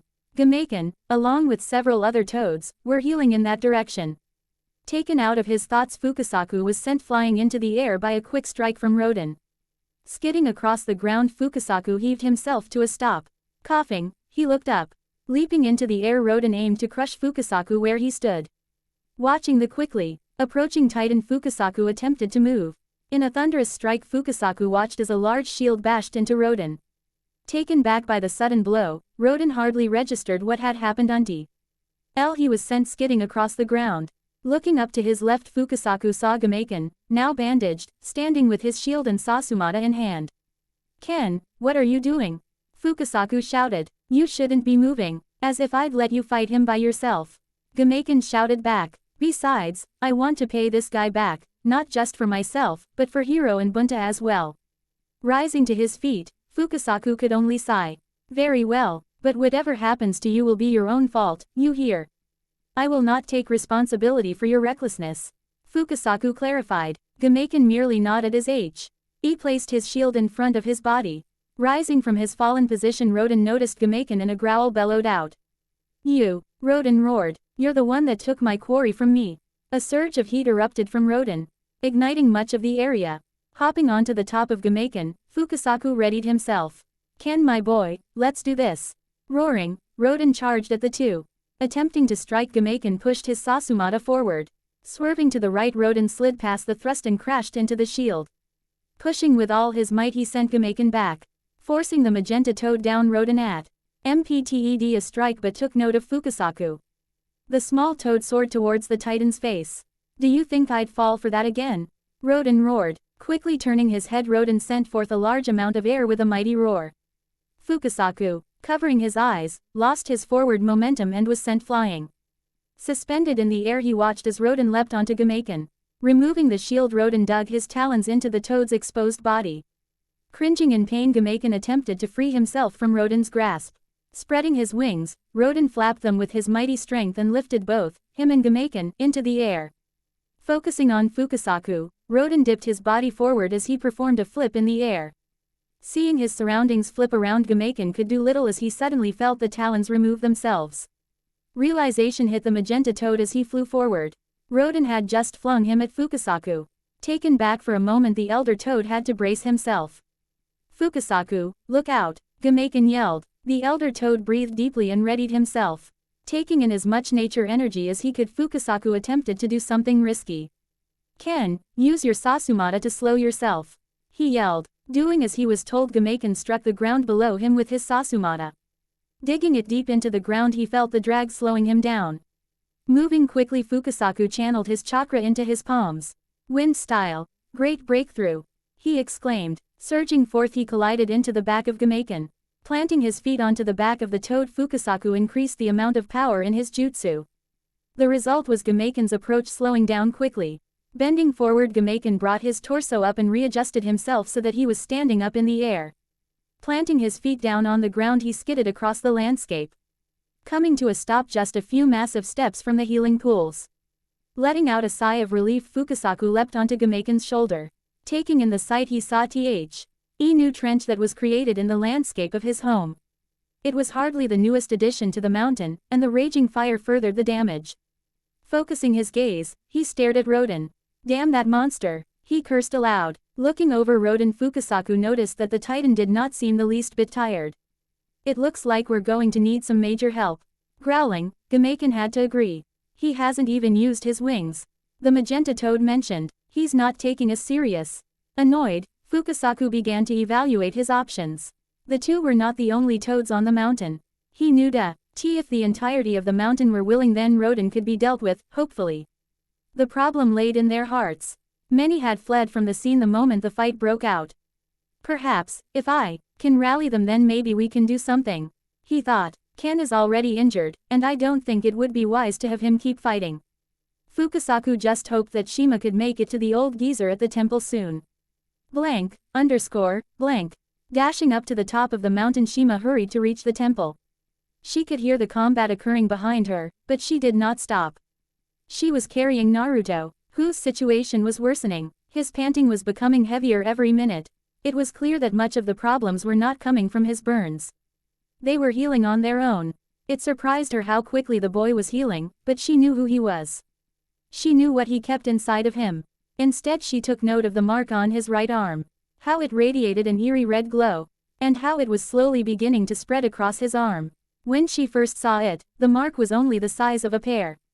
Now there were lines crawling along his skin, reaching to the tips of his fingers and to the edge of his elbow. Shima was unsure what exactly was causing the mark to spread, but she knew that Gamamaru, the great toad sage, would know, hopefully.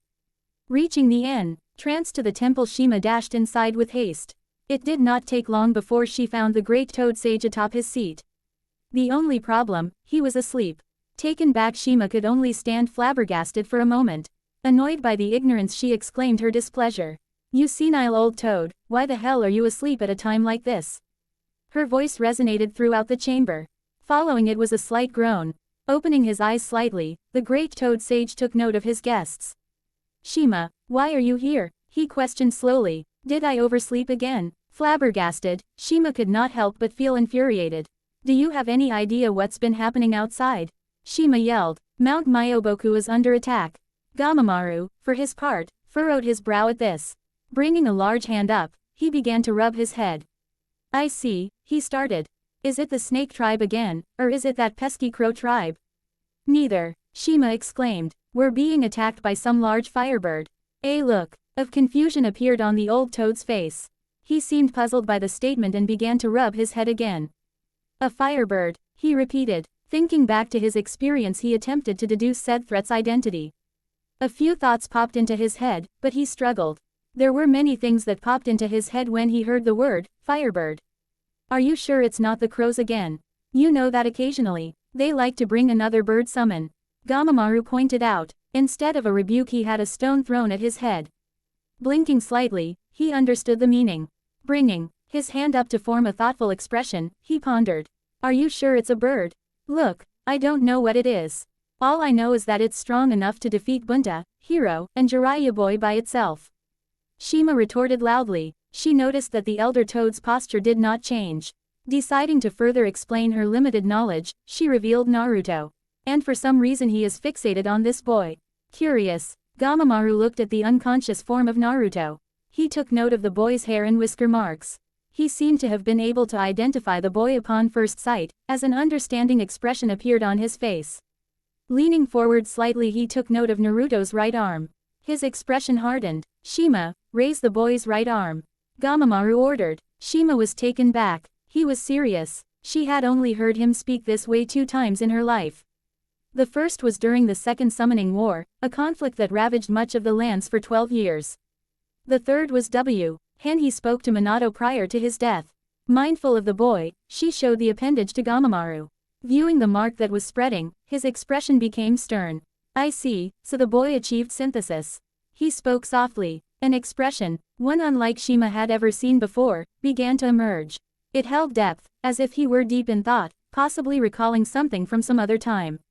Unsure of what the elder toad meant, she was surprised when his tongue lashed out, and scooped Naruto from her hands. Placing the boy in the palm of his wrinkled hand, Gamamaru analyzed the seal. "It seems that the seal is running rampant now. Probably due to the Kyuubi's chakra. You know what the issue is?" Shima blurted out. "Yes," Gamamaru answered swiftly. "His body is rejecting the seal and the nature energy that it's absorbing."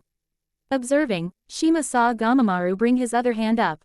Forming a hand seal, he began to focus his chakra. Shima watched as the elder toad's chakra emerge. Swirling in the palm of his open hand, which held Naruto, the chakra began to move towards the seal. Connecting with the seal, the lines began to reverberate a dark purple color. The luminous of the glow intensified. In what seemed like a response to the new chakra, the seal began to rapidly spread across Naruto's body. Within seconds, Naruto was screaming in pain. "What is happening?" Shima yelled. "Feedback," Gamamaru answered. "It seems that the seal is attempting to resist my interference." "What?" Shima blurted out, stupefied. The seal was beginning to reach Naruto's legs and across the right side of his face. It followed his chakra network, and in spots where his tenketsu were located, small flaming chakra spikes emerged. Wherever the seal went, Naruto's body began to burn with heat. His skin flaked as his body became hardened. His skin was changing color to that of burgundy, and underneath it, heat surged wildly. Seeing this, Gamamaru began to gather nature energy, channeling the power towards his other hand. Gamamaru brought it to a fixed point. A single finger that was illuminated in a sheet of light. Once completed, he brought the digit down towards Naruto. Mindful of his power, he gently tapped the boy with the edge of his digit. Sage art. Enlightened touch of suppression. He proclaimed. In a single moment, a blinding light illuminated the chambers of the temple. Pierced by the radiance, the seal let forth a screech. Quickly it dispersed and returned to its original size. Looking over the boy, Gamamaru noted that the seal was now in its dormant state, and with that he let out a sigh of relief. Shima was taken back by the light. Shielding her eyes, she waited until it subsided moments later to return her gaze back to the scene. Gamamaru relaxed as he carefully lowered Naruto into her arms. It's been many centuries since I've last used that technique, he mused. I think the last time I used it was back when you and Fukasaku were just wee tadpoles. He let out a soft chuckle before relaxing in his seat once more. Shima was flabbergasted as she looked over Naruto. The damage she had seen just moments ago was truly gone, and the burns from before were beginning to heal. Quote, the enlightened touch of suppression is a rather nifty technique, wouldn't you say? Gamamaru stated. It has the ability to cease any disruption in a chakra network, while promoting healing. Such a technique is worthy of such praise. Shima agreed, as she continued to check over Naruto. She watched as his wounds slowly began to heal before her eyes. Of course, such successful healing cannot come from that technique alone. A wondrous power the Kyuubi has. Gamamaru commented. Such raw power in the hands of a child, yet even it could not best that seal. Well, it's to be expected. Puzzled by the statement, Shima asked. Why would the Kyuubi struggle with it? Well, that seal was meant for something a little more powerful than a biju. He answered with a chuckle. Shima's sweat dropped at the statement. What could be more powerful than a biju? She questioned aloud. A titan, of course. Gamamaru answered. Recognition suddenly hit Shima at the sounding of the word. It was like that of a brick wall. So forceful that it shook her with fear. Considering your description of our attacker, along with the seal on the boy's arm, I'd say it must be Rodan. You know its name? Shima stuttered out. Of course, I helped to make his seal. Confused by his proclamation, it took a moment before she realized what he said. Looking over at Naruto, she began to speak. You mean, yes, that boy has a Titan command seal. He chuckled. Shima grew concerned as she began to pace in a circle. Gamamaru just remained idle as he watched his student reflect on his words. He noted how she muttered to herself repeatedly, and at some points even let out a slight yell. He could not quite hear what she was saying, but he knew roughly what it was. It did not take much to figure out why she was worked up. Or why she was worked up to begin with. He merely left her to her devices as he shifted his gaze over towards Naruto. It had been 13 years since he had last seen Minato. Now the man's son laid before him. He had long thought of that prophecy he foretold long ago. To be honest, he was not sure if it was even accurate to call it a prophecy, but it weighed heavy on his mind. The vision he saw had several parts to it, one of which was the piece he told everyone about. He thought hard as he stared at the unconscious youth. A great change indeed, he thought. His thoughts began to drift as he diverted his eyes upward towards the ceiling. He stared at it for a considerable amount of time, so much in fact that he had failed to realize that Shima had been calling his name. What is it, Shima? He asked. The boy seems to be suffering. She exclaimed. I thought you said that he was healing. The old toad showed some concern, but for the most part he wore a neutral expression. There is nothing to fear, Shima. He expressed. He will be feeling residual pain. It is natural, especially considering his prior condition. These phantom pains will probably keep occurring for about a day, maybe less. Finishing his assessment, Gamamaru watched as Naruto's body relaxed. The pain had subsided, but he was still heaving slightly. Still, isn't there something that you could do to help him? She expressed with concern. A soft expression formed on his old face as he looked over Naruto. All things will pass in time, he started. However, if we were to take him to the healing pools, then the pain could be eased. A slight rumble shook the chamber. This caused two of the three to share an understanding look. It would seem that we may need to hold off doing such action until we deal with our guest. Rising from his seated position, Gamamaru, the elder toad sage of Mt. Myoboku, adorned a hardened expression. It has been over 1,000 years since I've last met Rodan. Gamamaru stated. A slight grin began to form on his face. It seems just yesterday that I fought him along with the Hagoromo. Lowering his left arm, he rested it just before Shima and Naruto. Understanding his intent, Shima aided Naruto onto the Great Elder's hand. He then carefully placed them on the top of his head before making his way towards the exit.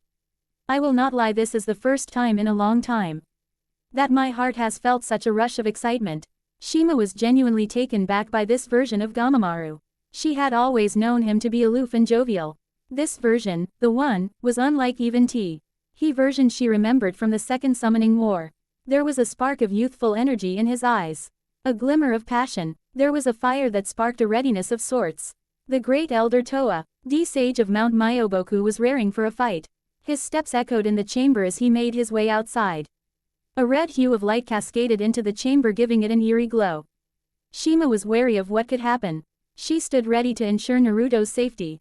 She did not know why Gamamaru had decided to bring them along, but then again, she was not sure if this was even her teacher anymore.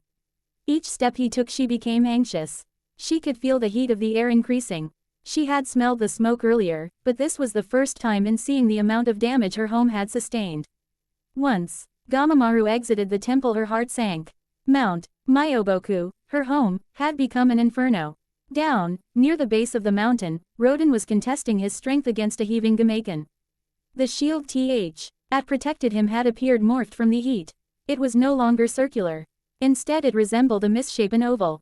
His Sasumata was also seemingly not spared from the heat that morphed his shield, had been shortened. Melted away by an immense heat. Straining, Gamaiken was heaving badly. On his back, Fukasaku also looked worse for wear. They had managed to divert Rodan away from the residential areas and the healing pools. But they were near the end of their fighting capabilities. Gamaiken especially, as he could be seen clearly bleeding from his mouth. He had cuts adorning his body, along with open wounds. Burns graced his right side, and his right arm was severely burnt. The burn was so severe that it seemed to fester. He was struggling to hold his Sasumata, but he was a persistent toad. He was still willing to fight even if it meant death. Directly across from the two, Rodan stood. His flames still surging around him. His sulfuric-colored eyes were locked onto the two. Filled a heat, desire to kill them. He had grown annoyed at their inability to die. He was even more annoyed that he had lost sight of Naruto. Where did they take that brat? He thought. He's around here, I can feel it. But this damn mountain is interfering with my senses. He growled at this. He was certain that had it not been for that factor, he had gone after him immediately after he created his first opportunity. Oh well, he thought. I think I'll enjoy it in the long run after I kill these toads. Moving forward towards the two, Rodan was ready to strike. Eyeing the movement from the top of the mount, Shima was concerned for her husband's and Gamaiken's safety. Gamamaru, on the other hand, brought up his hands to form a hand sign. Time to get his attention. He mused. Gathering his chakra, the Elder Toad Sage released a pulse of chakra. The pulse surged forth at great speeds, reaching the bottom of the mountain, where the three combatants were, in a matter of seconds. Fukasaku and Gamaiken were quick to take notice, however. They were not the only ones. Stopping his forward progression, Rodan stood in place. He had felt the pulse. It was a strange feeling. Like a wave of nostalgia. It did not take him long before he recognized the source of the chakra. A loud and sinister bellow resonated from his throat. His body stiffened and a ferocious, savage expression came to form on his face. It was terrifying. Fukasaku and Gamaiken were suddenly met with a wave of negative energy, the likes of which they had never felt before. Before long, the energy encompassed the entirety of the mountain. Turning his head towards the top of the mountain, Rodan saw his target, and said Toad was grinning. It's been a while, little cinder. Rodan glared at the elder Toad. His eyes raged with hatred. Toad, he hissed as his talons dug into the ground. Fire raged to life beyond anything Fukasaku or Gamaiken had seen during their fight. Pushed back by the heat generated, the two were surprised as they noticed sparks surging forth. Fukasaku was especially surprised. He's generating enough heat to generate electricity, he thought. Slowly Rodan began to move in the direction of Gamamaru. New Haven, changed much during these past 1,000-some years, I see. The elder Toad commented. Your fires are still as impressive as they were long ago. Watching the Titan slowly move up towards the mountain, Gamamaru had a playful thought enter his head. Careful, he warned. If you take one more step, then I'll beat into the foundations of My Mountain. A large amount of killing intent was sent down the mountain towards Rodan. The pressure did little to bother the Titan. Instead it made him want to quicken his pace. Daring another step, Rodan noticed Gamamaru's grin expand. "Oh, it seems you are a glutton for punishment," he remarked. Lowering his body, Gamamaru brought a hand to the ground beneath him. Eyeing Rodan, he refused to let his eyes drift from them. Many, if not every toad in the area watched in silence. They had been hiding the entire time, yet that did not mean they were not keeping an eye on the combat. No, they were busy attempting to stay alive, or in some cases helping off. RS put out the flames and aiding trapped toads. The scene that was folding out in front of them was something many had never seen before. Their great elder toad, their spiritual guide, and former leader, was prepared to fight. Shima, sensing Gamamaru's intentions, grew wary. She was growing concerned over Naruto's safety. Certainly, she knew that Gamamaru still had some fight in him after all these years. But she was not sure if he could fight Rodan. Something was edging her towards this doubt. From what she could deduce, Gamamaru had previously fought this titan, but could he do it again? As if sensing her concern, Gamamaru spoke up.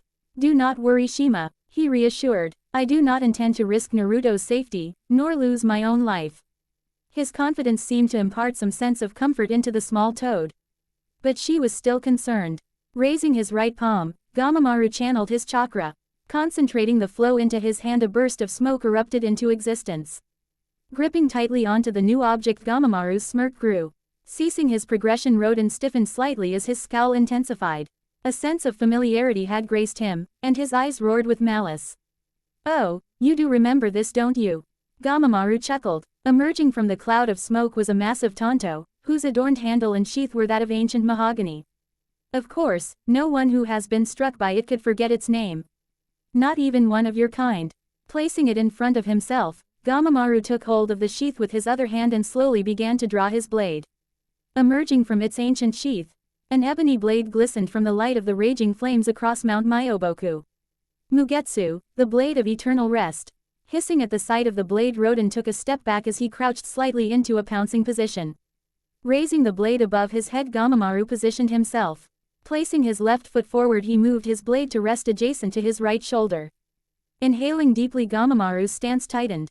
Slowly, a sort of steam began to be emitted from Gamamaru's body. Watching directly from his back, Shima began to deduce what was happening. She watched as the old Ad's normally wrinkled body began to harden. Slowly, she watched as the great elder's body seemingly had its color being restored to it.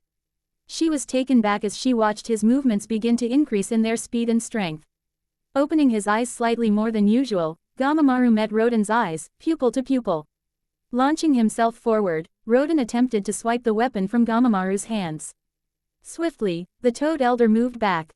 Evading the strike, Gamamaru focused chakra into the blade. A sheet of dark energy radiated from the blade. With a single swing, Gamamaru yelled, "Sage Art, Twilight's End." Suddenly Rodan found himself struck by a wave of black energy. Screeching in pain, Rodan was sent back half a mile. Roaring, Rodan thrashed about as a large cut bleed across his torso. Gamamaru thought as he let out a contained breath. Surprised, Shima and Naruto could hardly believe what they had just seen.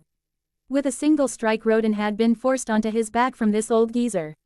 Stretching his back, Gamamaru looked onto his foe, watching as the beast thrashed about in pain. That was a decent cut. He thought aloud. Taking his weapon into his free hand, he began to shake his wrist. Although that strike pushed these joints a bit much. The old toad watched as Rodan steadied himself up. A look of rage engulfed him. It seems that attack wasn't enough. Deciding to take the first move, Gamamaru leapt forward quickly.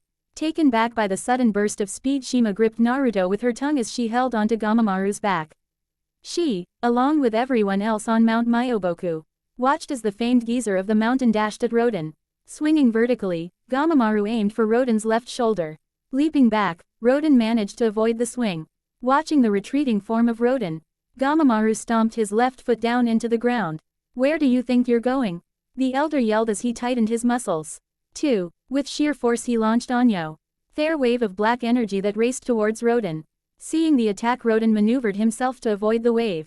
Continuing this, he moved to attack. Moving faster, Gamamaru swung his blade once more, aiming this time to deliver a horizontal strike across Rodan's torso. Flapping his wings, Rodan rose into the air, evading the attack. Increasing the further strain on his body, the old toad eyed Rodan with precision. Continuing the movement of his blade, Gamamaru spun a full 360 degrees. Shifting his body during that movement, he tilted towards his right. Rodan, watching, recognized what the toad was about to do. Attempting to move out of the way quickly, he began to flap his wings, almost frantically. Completing his circular motion, Gamamaru tightened all the muscles. Locking onto Rodan, Gamamaru surged forth into the air. Gamamaru rocketed into the sky, creating a sonic boom. He channeled his chakra into his tanto, causing black energy to bleed from it and create a veil of energy. Surging forth, he found himself colliding with Rodan, and, upon doing so, an explosion of black energy erupted. Rodan roared in pain as he felt the energy of the weapon tear apart his scales. It was a sharp pain as the blade embedded itself into his torso. Unable to stay in the air, Rodan began to fall towards the earth. Letting out a contained breath, Gamamaru spoke, haggardly, All of Mount Myoboku watched as Rodan fell to earth. Like a fireball from the heavens, Rodan collided into the mountain, creating a large tremor, and igniting the land in flames. Having seen the whole scene play out, everyone was surprised by their great elder. Landing not too far from Rodan, Gamamaru smirked as he watched Rodan struggle to get up. He did cringe slightly though as he looked over at his right palm. It was sore and slightly burnt. That took a bit more out of me than I thought. He reflected. Had this been a few decades ago, I probably could have unleashed Mugetsu's full power. Looking over at Rodan, Gamamaru noted how the Titan had landed on his back, but the main source of his struggle was the fresh wound on his chest. Making his way over towards the fallen Titan, Gamamaru eyed the massive bird of prey cautiously. "You damn toad," Rodan thrashed about as he attempted to lift himself up from the ground. His body stung as he looked down at his chest. Series of red glowing symbols lined its surface and were slowly spreading across his torso. Roaring in anger, he continued to thrash. "Do you think this seal will hold me? I will break it and tear you to pieces." Gamamaru just snorted as he continued his advance. "You said that the last time we fought," he pointed out. "I do believe that in time you could break that seal, however, I will not allow that." Extending his tongue, Gamamaru took hold of Naruto and Shima, bringing them down onto a free palm, and retracted his tongue. Seeing Naruto, Rodan began to roar in defiance. This resulted in a swift jab from Gamamaru. Ching the Titan. Briefly, the elder toad took a moment to glance over at his charge. The boy was still resting, however, he took note of the pained expression that was evident on his face. Looking over his right arm, he saw that the mark was acting up once again. Glancing back towards Rodan, he noticed that the Titan seemed to be resisting the seal. "I see," Gamamaru said aloud, looking slightly up towards the top of his head, and addressed his student. "Shima, take him to the healing pools and let him soak until the pain disappears. When that is accomplished, you must bring him back immediately." Nodding in understanding, she took a hold of Naruto. "All right, now, we're going to take you to a place to make the pain go away," she said in a comforting tone, making sure not to cause him any more pain. And Shima was surprised when Naruto began to scream. Loosening her grip, she watched as the seal began to illuminate red once more. Noticing this, Gamamaru's attention was shifted back to the Titan. Rising, Rodan's body began to glow red as he brought himself up onto his feet.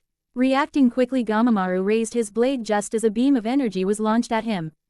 Channeling his chakra into the blade, he attempted to shield Shima, Naruto and himself from the beam. Struggling to maintain his defense stance, he found himself succumbing to burns across his body. Gritting his gums, he dug into the mountain and took a deep breath. Narrowing his eyes, he yelled, "Sage Art, Midnight's Thrust." Upon command, the blade roared as it became pure black energy. Swinging with all his might, Gamamaru lunged the blade forward. Erupting from the guard of the Tanto, the blade surged forth, splitting the attack in two. Shima could barely hold on as the gusts formed from the blast were ravaging her. Holding on to both Gamamaru and Naruto, she struggled to keep her grip. Watching, she widened her eyes just as Gamamaru did. Charging through Gamamaru's attack, Rodan slammed into the elder toad. The impact sent Shima and Naruto flying into the air. Noticing this, Rodan shifted his body immediately. Attempting to capitalize on the opportunity, Rodan scrambled to climb over Gamamaru and snatch Naruto. Lashing her tongue out, Shima managed to grab the boy. Thinking quickly, she pulled him out of the way of Rodan's maw. However, the Titan was still fixated on getting them. Pushing forward, Rodan soon found himself getting dragged from behind. Stumbling slightly, he turned to see Gamamaru pulling him by his left leg. "We're not finished yet," Gamamaru growled, pulling with all his might. The elder toad threw the tan over his should onto the ground away from Shima and Naruto. Landing on his back, Rodan felt some of the wind knocked out of him for a moment. Gritting, he leapt up from the ground and found that Gamamaru was now blocking his path. Shima, Gamamaru yelled, take the boy to the pools. I'll hold him off so you can make it. Nodding, Shima shifted her body in the air. Still holding on to Naruto, readied herself to leap away once she made it back on the ground. It took only a couple moments, but she managed to get away just as Rodan was attempting to leap over Gamamaru towards them. Pushing Rodan back again, Gamamaru took notice of the wound on Rodan's chest. It was healing quickly right before his eyes. Taking a better look, he noticed that the red markings of the sealing jutsu he placed on the Titan was also being suppressed by a strange red energy. Confused by this, a sudden thought came to mind. Shifting his gaze slightly towards Naruto's direction, Gamamaru determined what had happened. A battle of wills, he thought. If I recall correctly, Hagoromo stated that some seals can work both ways. Turning back to face the Titan, he spoke, siphoning off the Kyuubi's chakra from the seal. How unorthodox of you, Rodan. The Titan merely sneered. Looking down at his chest, Rodan once more attempted to remove the seal, but it was to no avail. Annoyed, he decided to ignore it and began to make his way forward. Forcing me to use such filthy chakra. I will kill you today. He roared at Gamamaru. Building up heat once more, Rodan released another beam of superheated energy towards Gamamaru. Leaping away, the Elder Toad watched as the beam collided with the landscape, causing it to erupt into hellfire. Seeing Gamamaru evade, Rodan moved his head and body to follow the Elder Toad. It was a quick and jerky motion that saw the beam continue its destruction across its path. Eventually the beam would end after 10 seconds. Having not hit his target, Rodan growled in annoyance. Landing with a thud, Gamamaru panted heavily. Lifting his head up, he looked around his home. The once beautiful Mount Myoboku had become a hellfire. He could sense all his fellow toads scrambling about. The terror that radiated from them. The numerous screaming out their pains. His heart became heavy, but he steeled himself as he faced the beast in front of him. The fire demon had become serious. The fact that he is using his uranium heat beam means he's fully committed, he thought. Noticing Gamamaru's determination, Rodan grew even more annoyed. Having little patience left for the old toad, Rodan roared before pouncing into the air. Watching, Gamamaru attempted to leap away but found himself being grabbed by Rodan. Digging his talons deep into the old toad's body, Rodan lifted the elder into the air before shoving him into the ground. Feeling the weight of the Titan, Gamamaru could do little to resist as he felt his body be lifted once more. Rising into the air once more, Rodan soared up once again before driving the old toad back into the side of the mountain. Raising his body, Rodan saw Gamamaru's ragged appearance. Rearing back his head, Rodan charged his uranium heat beam once again. Attempting to use his blade, Gamamaru found his arm restrained. Looking up, he saw the light forming in the back of Rodan's throat. Taking a deep breath, he focused his chakra in his stomach. Hastily he yelled, "Sage Art, Water Cannon!" Releasing a large burst of water, Gamamaru stunned Rodan as the blast struck the latter in the face. The Titan, reeling back from the suddenness of the attack, began to shake his head as steam radiated off his body. Attempting to free himself at that moment, Gamamaru began to struggle in Rodan's grasp. Just as he felt Rodan's grip loosen, he tightened it. Cringing from the pain, Gamamaru looked up at the Titan. Lowering his head to stare at Gamamaru, Rodan let out a deep bellow. "Oh, how I have been waiting for this day, Toad!" he roared. "Forced into a deep slumber by you and that bastard sage. Locked away from the world that rightfully belonged to my kind. In our place, humans of all things now dominate it." He growled as he sank his talons into Gamamaru's flesh. "Your kind started the conflict," Gamamaru countered. "Humanity, they are the children of Gaia, do you not recall this? It was your kind that protected them, along with the rest of the world." He would have continued, but a searing pain stopped him. A malicious aura fell upon the elder as he was slowly being cooked alive. Humanity damned itself the moment it embraced that parasite's power. Rodan hissed. "They lost the right to be Gaia's children." Forcing Gamamaru further into the surface of the mountain, Rodan sneered. "Ironic, you said that you would beat me into the foundation of your mountain." Raising his wings, Rodan once again lifted himself and Gamamaru up into the air. "Then how about I give you the same courtesy?" he yelled before slamming the toad back into the mountain. He was prepared to keep attacking the old toad, who croaked out in pain, but he stopped when a sudden splash of water that struck Rodan's back. Ceasing his prior action, Rodan turned to face the culprit. Standing alone, in the middle of an inferno, stood a small toad. He was shaking with fear, yet Rodan could tell that he was also determined. "You," he stuttered out. You leave our elder alone. Vi, wing this shaking toad, Rodan bellowed out in laughter. You, a mere toad, dare to order me. The thought amused him tremendously. Releasing Gamamaru for a moment, Rodan repositioned himself to face the small toad. Keeping his feet on the elder, he looked down with amusement. What makes you think that you can force me? He cackled as he lowered his head. Within seconds another splash of water, followed by bits of earth, pelted the side of Rodan's head. Turning to the source, 3 more small toads emerged shaking. Let him go, one of them yelled. Slowly, more and more toads began to gather. Toads of various sizes and conditions emerged from the flames. Some were covered in burns, some even missing limbs. Even severely injured toads emerged with red bandages covering their wounds. Ha, what is this? Rodan laughed. A bunch of trash gathering together in one place. Do you have a death wish? Looking around, Rodan noticed that each one, though shaken, were not deterred. The populace of Mount Myoboku, the young, the old, the sick, and the wounded stood as one. Even Fukasaku and Gameken had joined them. You damn bastard, came a gruff voice. You don't even know who you're dealing with. Turning to the source, a bandaged Gamabunta had arrived, and alongside him stood Gamahiro. We're the toads of Mount Myoboku, and we're the only ones allowed to mess with that geezer. A roar erupted from the gathered toads. A roar of anger, determination, and unity. Together they steeled themselves. Everywhere he looked, Rodan found himself meeting the gaze of a toad that was not afraid to die. The single body of Mount Myoboku was ready for a fight, and following a single yell, they advanced. Charging forward, all of Mount Myoboku rushed towards Rodan. Rodan, taken aback by the sudden boldness of the toads, charged his uranium heat beam. Seeing how the toads charged at him, he unleashed the beam in a horizontal arc, striking at the first wave of toads. Many of them, seeing this, leapt into the air to avoid it. But there were those who could not make it in time. To counter the blast, many toads had taken to launching ninjutsu at Rodan's face. The volley of attacks clouded Rodan's sights. Unable to view his targets, Rodan continued to fire his attack with various sweeping motions. Following a few seconds, Rodan found himself being struck by several large masses. His vision becoming clear, he saw his attackers slamming their bodies against his. The various large toads of Mount Myoboku had begun a coordinate attack. Igniting his body, Rodan attempted to force them off him. This did little to sway them as they ignored the searing pain. They assaulted the beast with various physical attacks, striking with any weapon some might have or even their own fists. They attacked every section of Rodan they could hit.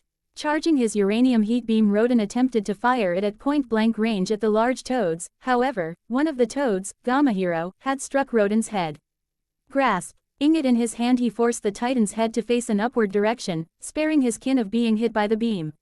Ceasing his attempted attack, Rodan struggled to shake the large toads off him. In a group effort, the large toads forced Rodan off their great elder and pinned him down onto the side of the mountain. Some large toads took that moment to retrieve their great elder and move out of harm's way. You reckless fools, what the hell are you doing? Gamamaru yelled out. Shut it, you old coot. Came a familiar voice. Turning to his left, Gamamaru saw Fukasaku approach him with Gameken, Gamabunta, and Gamahiro. They were all pretty battered themselves, however they seemed to be raring to go. If you think that we're just going to let you kill over without our consent, then you've gone senile. Eyeing his disciple, the elder toad groaned as he made it back onto his feet. I don't recall needing your permission to die. He jokingly mocked. It almost sounds like you care about me. Fei, Ealing irked. Fukasaku threw a stone at the elder's head. It did little to nothing due to his size, but Gamamaru found it entertaining. Now look here, I have no intention of letting you die yet. We still need your advice. Especially since a titan has gotten loose. Fukasaku commented. So, until this is all over, you are not allowed to die. Bursting with laughter, Gamamaru looked at Fukasaku. He was indeed serious about his statement. Chuckling, Gamamaru turned towards the toads that wished to aid in the fight. Well, if you're all a suicidal bunch, then why I should stop you? He exclaimed. After all, we're the toads of MT Myoboku, and our #1 mantra is kicking whoever ass breaks into our home. Numerous toads yelled in agreement. Raising Mugetsu towards Rodan, he yelled, how many of you are willing to die for your home? The result was unanimous as roar from the toads. Preparing himself, Gamamaru suddenly noticed Gamabunta approach him. What is it, Bunta? You're not scared, or ya? He teased. Looking directly at his elder, Gamabunta snorted, hardly. I just thought you'd like this back. Gamamaru watched as Gamabunta handed him his Kaizaru pipe. It's only fitting that the chief toad of MT Myoboku goes into battle with his pipe. Smirking, Gamamaru graciously took the pipe from his successor. Placing it in his mouth, he breathed in the smoke of the tobacco, which relaxed his nerves. "All right then," he yelled. "Let's give this titan a reason to regret coming here. Blank, underscore, blank." Meanwhile, at the healing pools, Shima had just arrived with Naruto. He was still in pain, yet it seemed to have lessened. Hurriedly, Shima aided Naruto into one of the smaller pools in the area. Fearful of the effects of exposure to the nature energy of Mount Myoboku, she attentively watched over Naruto to ensure that he would not suffer any side effects. Moments passed and Shima could hear the fighting in the distance. Deep in thought, she nearly jumped when a voice suddenly spoke up behind her. Turning around quickly, she saw none other than Jiraiya standing behind her. "Ma, what the hell is going on?" he blurted. It took her a moment, but she recalled that Jiraiya had been unconscious last time she saw him. Looking at him now, she saw the bandages that covered his body. His right arm was completely bandaged, along with the right side of his body. "Jiraiya boy, you've missed everything," she yelled at the man. "There's a battle happening right now, and everyone is trying to stop that monster." Jiraiya was surprised at first, but then he began to curse. "Damn it all, I knew that I shouldn't have attempted it." Curious as to what he meant, Shima inquired an explanation. "Back at the site where Naruto summoned that thing Bunta, Hiro and I attempted to stop it by plunging it into a lake." Gritting his teeth, he began to rub his arm slightly. It seemed as though no matter what we did, his flames would just reignite. It did not matter if we attempted to embed him into the earth, extinguish him with jutsu, or even throw him into a lake. Hell, before coming here the landscape had become a hellfire. "Did you notice anything during your fight?" Shima questioned. Jiraiya attempted to recall. "The only thing I noticed was that when we tossed him in the lake it took him longer to reignite," he stated. "Hell, that doesn't include the fact that the bastard placed a brand on me." "A brand?" Shima exclaimed in surprise. "Yeah, he placed some of his own chakra in it, so when Bunta, Hiro and I attempted to reverse summon away he tagged along as well," Jiraiya stated. "My only guess as to why he did it was to get to Naruto." "Yes, in fact Jiraiya, we need your expertise," Shima blurted out. "The boy, Naruto, he bears a command seal to the beast." This raised many alarms in Jiraiya's head as he entered the small pool to look at the seal. "It's on his right arm. Earlier the darn thing was glowing purple and spreading across his body." Analyzing the seal, Jiraiya paled. Seeing this, Shima spoke up. "What is it, Jiraiya boy?" "This thing, I've heard about it from Minato long ago, but I never expected him to actually master it," Jiraiya mentioned. "I remember seeing this exact seal, albeit in a more primitive state long ago. That damn geezer Toad never wanted to show me the real mark, but now that I can see it in person I see why. This thing is feeding off the nature energy around us." A thought came to mind as he continued to analyze. Quickly moving to lift the remains of Naruto's shirt and jacket, Jiraiya let out a sigh of relief. "It seems the seal for the Kyuubi is safe. But this thing is still dangerous. Did that old geezer say what should be done?" Shima shook her head as she motioned towards the fighting. "That old fool was attempting to tell me something. But that damn monster launched an attack. He was being attacked relentlessly." She paused as to attend to the boy. "Technically Naruto can stop it. The seal on his AR-M was designed by the Sage of Six Paths long ago. It can apparently force the beast to stop." Visibly shocked, Jiraiya looked at the appendage. Turning to face the battle in the distance, Jiraiya began to think. "If Naruto is able to stop that monster, then we'll need him to wake up." Shima moved to intervene. "Jiraiya boy, listen, the old geezer said it would be best that Naruto heals before it is attempted. His burns have caused him great pain. Hell, his body was beginning to turn into charcoal before Gamamaru stopped it. Then all we need to do is buy him some time," Jiraiya stated as he exited the pool. "What do you plan on doing?" Quote. Shima demanded. "Ma, do you still have the key?" he asked. Shima did not utter a word. Contemplating, she answered, "Yes." Jiraiya approached her. Kneeling to her, he looked at her with a profoundly serious face. "Ma, I know that it is forbidden to do this, but even you have to admit the situation calls for it," he mentioned. Sighing, Shima brought her hands together and summoned a small scroll. It was a dark blue color with a red decorative pattern adorning it. "Listen well, Jiraiya, the best thing I can tell you is that after this you and I will have to pay for doing this," she expressed. "Maybe we'll get lucky and not have to do anything," he mused. Shima shook her head. Hurry then Jiraiya, I have to make sure Naruto and the toads here in the healing pools will be okay once he wakes up. Nodding, he began to make his way around the mountain. Turning towards Naruto, Shima began to work on healing his body. She was nervous as she looked around and watched as the number of toads being brought increased. Everything was strange. There was an unknown component to the darkness that enveloped him. It was warm, but it felt loose and flowing, like water. It was hard to determine what it was that made it strange, partially because he could not open his eyes. It felt as though his body was floating in a strange substance. There was an attempt to move one of his appendages, but it felt stiff and frozen in place. There was another attempt, this time a finger. The little digit, or what felt like a digit, did indeed inch ever slightly in place. A sudden jolt caused the liquid to churn around him. This furthered the growing question that had been developing in his mind. Where am I? He could not tell where or what he was in. All he could discern was the warmth was comforting. It was encompassing, and he soon found himself drifting away. Boy, a sound, he noted. It was deep and gruff as it reverberated in his mind. The voice sounded familiar, but he did not know why. Who is it? He thought. I know them, but who is it? A sudden jerk of his body forced his thoughts to shift as the warmth began to heat up. What was once soothing had become scalding. It stung as he began to stir to life within his prison. Within moments it soon felt as if he was being boiled alive, as the heat began to increase. It was hellish. What is happening? He panicked. I don't want to die. There was a tremor, and the voice returned. Boy, how long will you continue to sleep? With a large amount of effort, he attempted to open his eyes. There was great resistance, as his body suffered in the heat. It was a cutting, searing pain. The aching, stinging, tear-jerking pain forced his small, yet primal mind to scream in agony. If you keep this up you will never leave. The voice warned. His unresponsive body forced him to struggle. Everything was stiff, yet he noticed that some digits were responding. How much longer are you going to stay there? His struggle soon became less resistant. His body was becoming more responsive. Despite his confinement he soon found the strength he needed. He fought with everything he had. He jerked, spasmed, and tore through the unknown liquid. His small digits cutting through the substance like knives through butter, before he discovered a new challenge. Near the edge of the liquid his small digits encountered a barrier. It was firm, yet malleable. With a slight press he noted how easily the barrier gave way once he applied enough force. This was the encouragement he needed.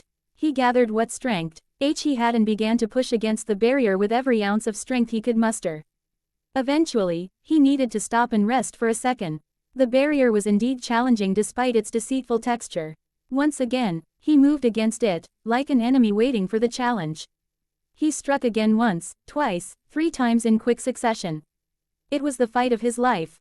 4 times, 5 times, 6 times, and his unwavering will rewarded him. A crack, a welcoming sign. Though his sight was still obscured by the unknown liquid he did not care. He charged at the crack with every inch of his small body.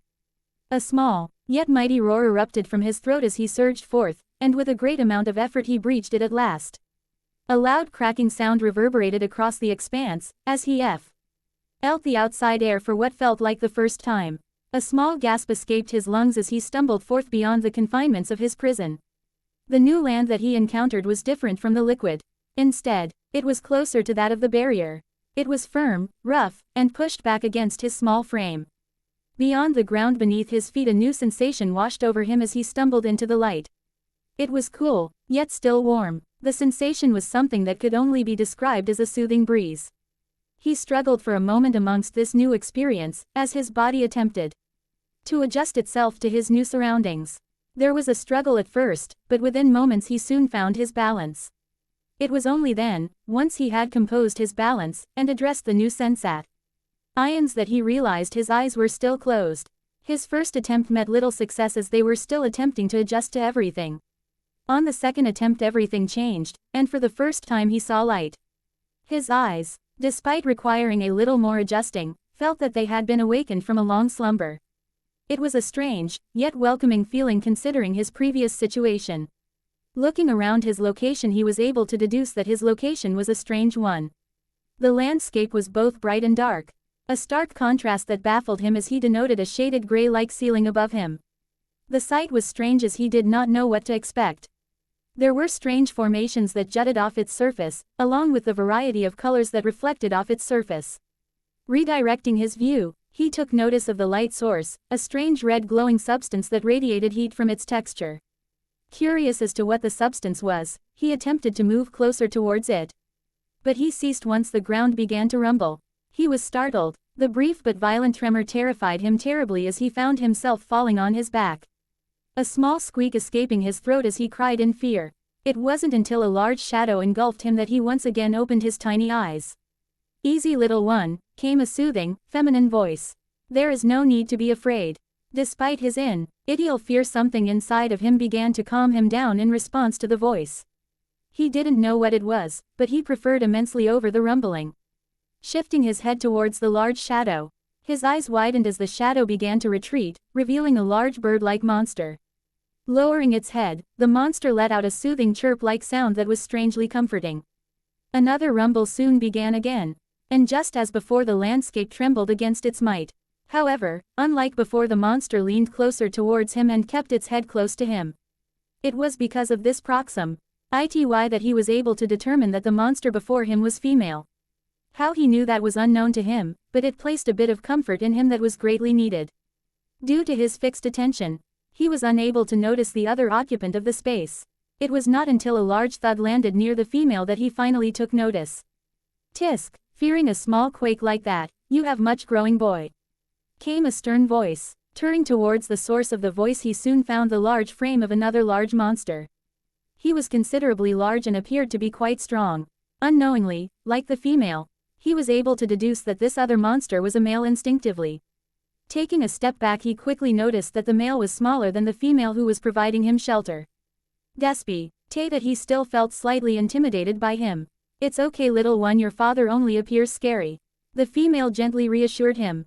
Looking over at the now dubbed father, he could tell that the monster seemed stupefied.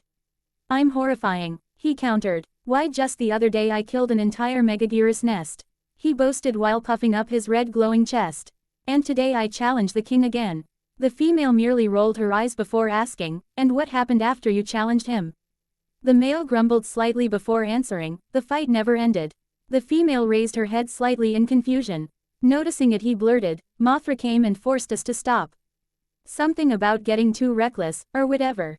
The female shook her head before lowering it back towards the little one. He looked up confused at what they were discussing. "There's no need to worry little one," she comforted. "Just don't take too much after your father. He isn't the brightest flame." She chuckled. This puzzled him as he stepped forward to get a better assessment. The two, despite a clear difference in size, seemed equal, but as he began to assess this further, a tremor erupted. A violent eruption soon followed as the scene faded into darkness. A loud bellowing erupted across the dark expanse as a light erupted into flames. The world was blackened by the shadow of a fearsome beast. It was towering, fiendish, and disturbing. Its sickly, grotesque, single eye peered across the horizon, scouting all would-be victims of its savagery. Its maw, unhinged and agape, devoured everything and from its flesh monstrosities were born, many of which were equally horrific. The horde and their progenitors swarmed across the darkened lands in a bloody, ravenous frenzy. All that they enveloped was devoured, and soon they came for him. He attempted to run, but his small frame could do little to assist him. They were swarming closer with each second. A loud bellowing from the progenitor signaled a violent surge. As it swung one of its mighty tails across world, the violent tempest that followed tore apart the land and sea, and he was unable to brace himself. His small frame, helpless amongst the torrent of wind and violence, could do little in the face of raw power. It was horrifying. He had no control over anything. When he attempted to move, he fell. Each time he tried to stand, he was flung amongst the wind. Before long, the horde had reached him. It surrounded him, and engulfed him. It spewed and spat at him its vile and grotesque violence before finally placing him before the beast. The mad god, towering beyond the clouds, looked down upon him with indifference. He was nothing to it. The monster took hold of him, as it brought him towards its devouring maw.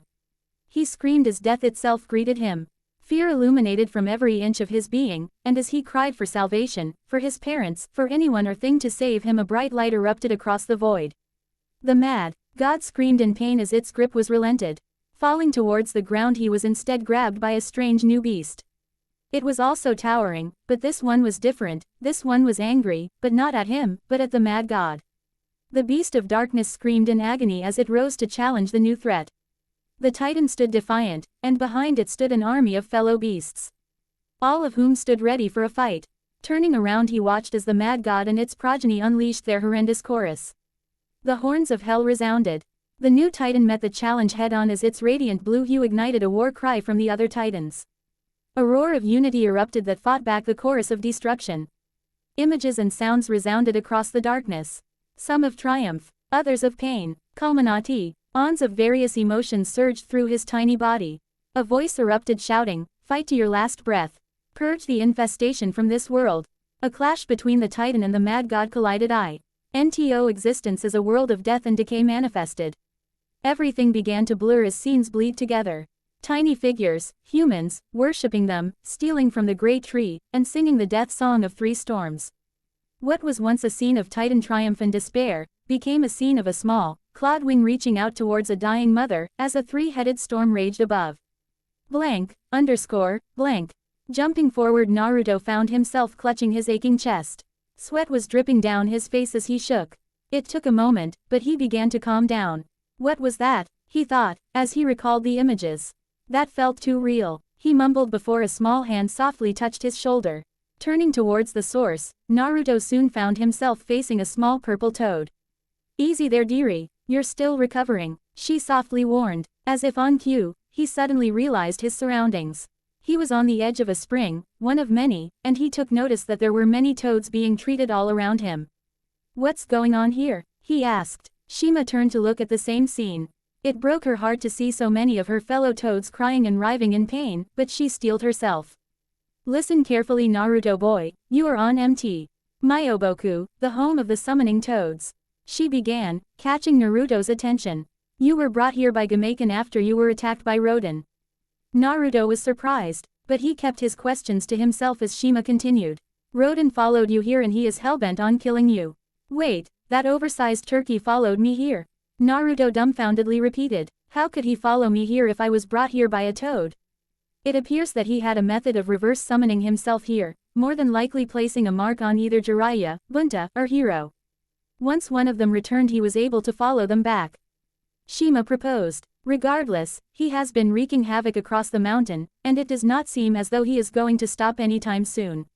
Quote, first, he attempts to kill me because I summoned him with the Kyuubi's chakra, and now he's attacking innocent toads." Naruto blurted. "What is his deal?" "Naruto, from what I've been told there is a reason for his actions," Shima stated. She pointed at the red mark on his right hand and said, "You bear a Titan command seal. It's what enabled you to summon Rodan." This surprised Naruto as he looked at the mark with a dumbfounded expression. "How the hell did I even get this thing?" Naruto shouted. "I never had this before." "No, you're wrong," Shima corrected. "It seems that you've had that mark just as long as you've had the Kyuubi." This surprised Naruto as he realized what that meant. "You mean the fourth Hokage gave this to me?" he questioned aloud while looking at it. "But why? I do not know either," Shima admitted. "However, I knew Minato boy, and he wouldn't have gone through the hassle of actually recreating that, let alone giving it away like he did." "What do you mean? This mark can only summon that stupid chicken, I don't see why it's so important." Naruto retorted. "That's because you're unaware of what a Titan is," Shima pointed out. "They are powerful, ancient beasts that have existed since the primordial days of this world." She quickly grabbed a nearby stick and began to draw a basic picture in the ground. "The Titans are like Biju, in the sense that they are living entities of raw energy, but unlike the Biju, they are embodiments of Senjutsu. They are equals, if not superior to Biju, of course taking into consideration which one we are referring to. If they're so powerful, why haven't I heard about them before?" Naruto asked with a hint of annoyance. "That's because they were sealed away during the time of the Sage of Six Paths, which was thousands of years ago," Shima retorted. "Additionally, we summons refuse to ever share mention of their kind in fear of something like today coming to pass." Naruto reflected on those words. There was just so much being thrown at him. He groaned aloud as he shook his hands in hair. "This is stupid. How much more screwed up is my life going to get?" he yelled. "First, the fox, and now an overgrown flaming chicken." Shima empathized with Naruto. She understood the burden that was placed onto him, regarding the Kyuubi, not long after it happened. Hopping over towards his right side, Shima began to check on his right arm. Listen Naruto, unlike the fox, you have an option to stop Rodan. She mentioned. What do you mean? Naruto asked. The seal, it has another feature that may change everything. She stated as she pointed towards the seal again. That seal has created a connection between you and Rodan. With that connection comes the ability to restrain him. I can restrain him, Naruto repeated, as he was dumbfounded at such a concept. I don't know how, but it is a powerful seal that has been used for thousands of years to restrain titans. Shima elaborated. Though each one is unique, they are powerful enough to rival the sealing jutsu used on Biju, although, with some added features that aid the user. Is there someone here who can tell me how to use it? Naruto asked eagerly. Yes, however, he is currently fighting Rodan right now. Shima answered. The elder toad sage of MT. Myoboku, Gamamaru, is knowledgeable about the subject, but he cannot help us. Then what if we go to him? Naruto questioned. If he's busy fighting the turkey, then we go to him. This resulted in a slight smack across the head. Are you an idiot? Shima yelled. Besides being suicidal, it would be impossible at the moment. Shima countered. Additionally, you're still recovering from a near-death experience. What are you talking about? I feel fine, Naruto retorted, as he attempted to stand up. In an instant he was on his back. His body ached under its own weight, and the pain in his chest returned. This is what I'm talking about. Your body hasn't fully recovered. Shima scolded. The only reason you could even sit up is due to that fox in your belly and the healing pool. Naruto eyed his body as he noticed faint red lines tracing over it. Looking towards the source on his arm, Naruto cringed in pain as he noticed the mark glowing crimson red. He clutched it as the pain intensified. Shima, sighing, moved Naruto back into the healing pool and began to apply healing chakra. Listen Naruto boy, there is a reason why you need to wait. That seal nearly killed you. She explained. I can understand your eagerness, but there are times when you need to be patient. Jiraiya boy seems to have a plan, though I question it, it may well be our best option.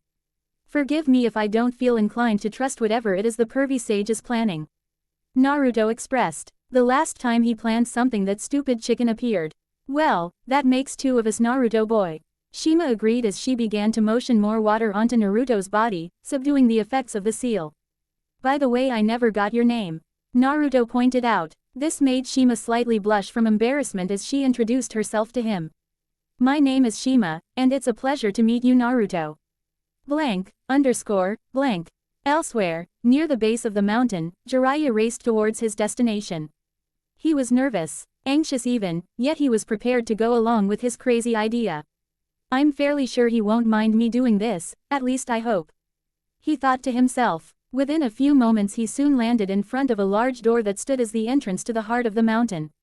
Standing before it were 4 toadstone statues that rivaled Gamabunta in size. Each one with a hand pressed against the massive entrance. Despite their large size they still paled in comparison to the massive doorway. Staring at the statues for a second, Jiraiya took note of a complex sealing array that expanded from each statue's hand, forming a massive F. Orbit and seal with 8 even-numbered arrays layered on top of each other. Pulling out the key that Shima gave him, Jiraiya recalled how the door operated. He had first learned about it when he was training to become a toad sage long ago. The 4 toad statues were once living toads that sacrificed themselves to seal the door shut. Before they were turned to stone, each one had a seal placed onto their hand. Once each toad placed a single hand on the door, the seals would expand and connect with one another. To open the door, an individual needed 3 things. One was the key that Shima had gave him. The other 2 were Fuinjutsu and Senjutsu. Walking forward, Jiraiya eyed the primary lock to the door. It was located at the center of the sealing array. Grasping the key tightly in his hand, Jiraiya took a deep breath. Despite being the toad sage, I still haven't mastered Senjutsu completely. I will need to be careful, he thought. He readied himself as he began to channel nature energy. He could feel it, the familiar presence that had gave much trouble during his training on MT. Myoboku. Steeling himself, he concentrated much of it he could into the key. It was becoming more luminous in appearance. Once he felt confident with the amount of nature energy channeled, he ceased. Jiraiya looked over the key that was now in his hand. It was a shimmering white, with streaks of light radiating from it. Turning back to the lock, he leapt up to it. Once on the door, Jiraiya was suddenly faced with a tremendous amount of nature energy. It was clear that it was coming from the other side of the door. The amount was monstrous. Well, I see why he stays in there, Jiraiya remarked as he placed the key into the lock. He listened as he heard a sudden click. Nodding, he quickly positioned himself over the lock and placed both hands on either side of it. He watched as the ceiling array seemingly came to life as it shifted and moved to surround the lock in his hands. He then began the process of opening the door. Flaring his chakra, Jiraiya began to pour it into the seal array. It was arduous and it strained his body. The amount that was required was tremendous, but he slowly managed to make it work. His chakra was spreading across the door, shifting the array back towards the four toads. Jiraiya watched as the four large stone statues were filled with his chakra, and he could feel it. They were heavy. It had been a long time since the door had been opened, but he persisted. He could feel his being connecting to the residual beings that resided in their stone confines. Amazingly, Jiraiya felt a sudden strangeness as he watched the stone statues begin to move. From their ancient positions they stood. The four toad statues rose, and to Jiraiya's surprise he watched as they shifted their bodies to place their other hand on the door. A sudden tug pulled Jiraiya's attention back towards the lock. Eyeing it, he watched as the key began to turn in place.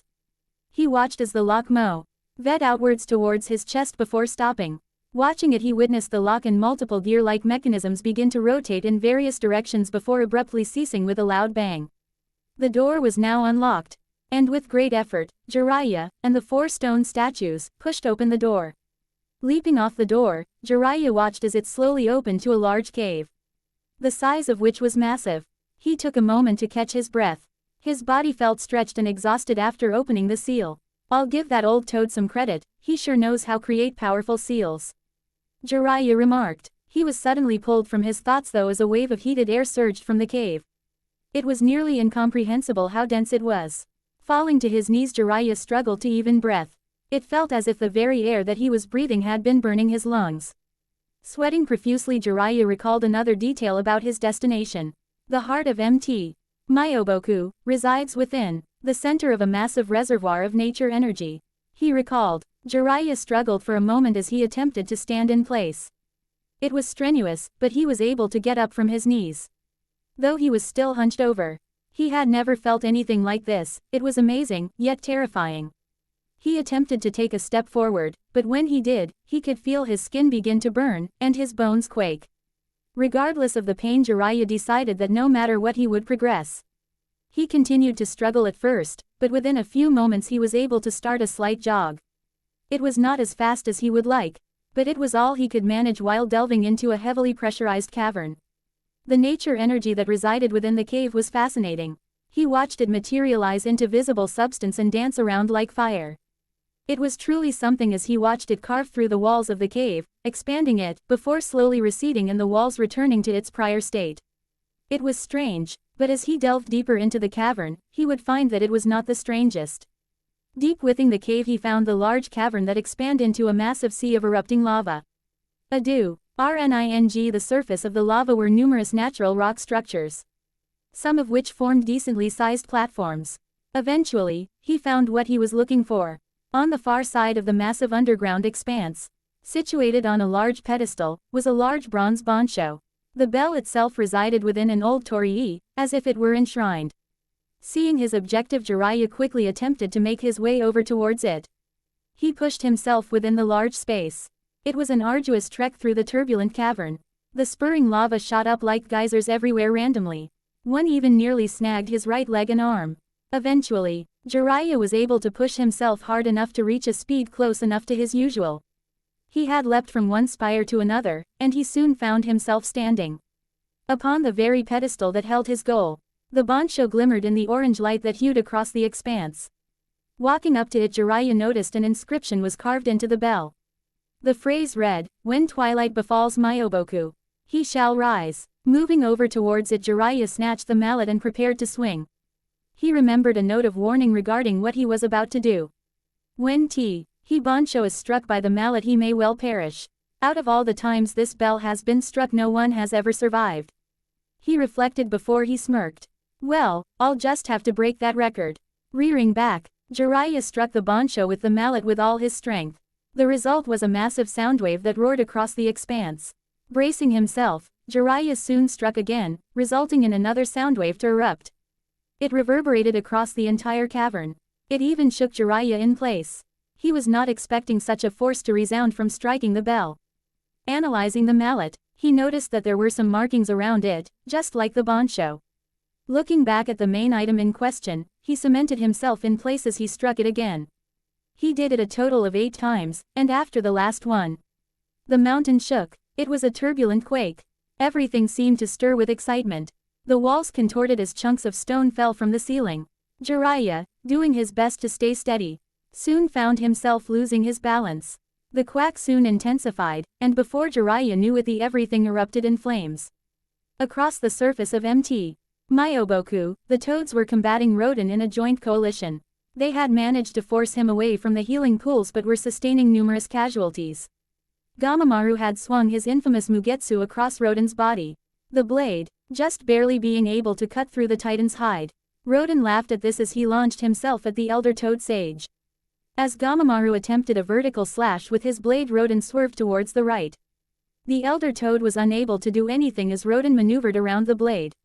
Talons tore through Gamamaru's flesh as Rodan took hold of the elder toad and tossed him. Gamamaru nged in pain as he felt his body colliding with other large toads. Rodan laughed at the plight of the toads before him. Various small ones would continue to launch various jutsu at him, usually in combination with an attack from a large one. This at first took him by surprise, but having been fighting these toads for a decent while, he had already deduced their habits. Once again, another attempted combo was being launched at him. It was humorous to him. He watched as another wave of toads attempted to stop him. The larger ones bearing their weapons towards him, while small ones supported. Occasionally, the large ones would also launch a jutsu or two, but the results were the same. This time he leapt into the air and began to channel his nature energy. Flames danced across the sky as he unleashed his uranium heat beam. The heat of it scorched the land beneath him, searing everything in its wake. The screams of the toads below pleased Rodan, as he proceeded to bombard the remaining enemies below him with continual aerial attacks. Before long, flames were engulfing the sides of Mt. Myoboku. Gamamaru, wincing in pain, looked up where a hurt expression. All around him toads were being assaulted by flames. His once pristine home was burning away. Looking towards his left, he could see the likes of Bunta, Hiro, and Ken attempting to help some of the larger toads.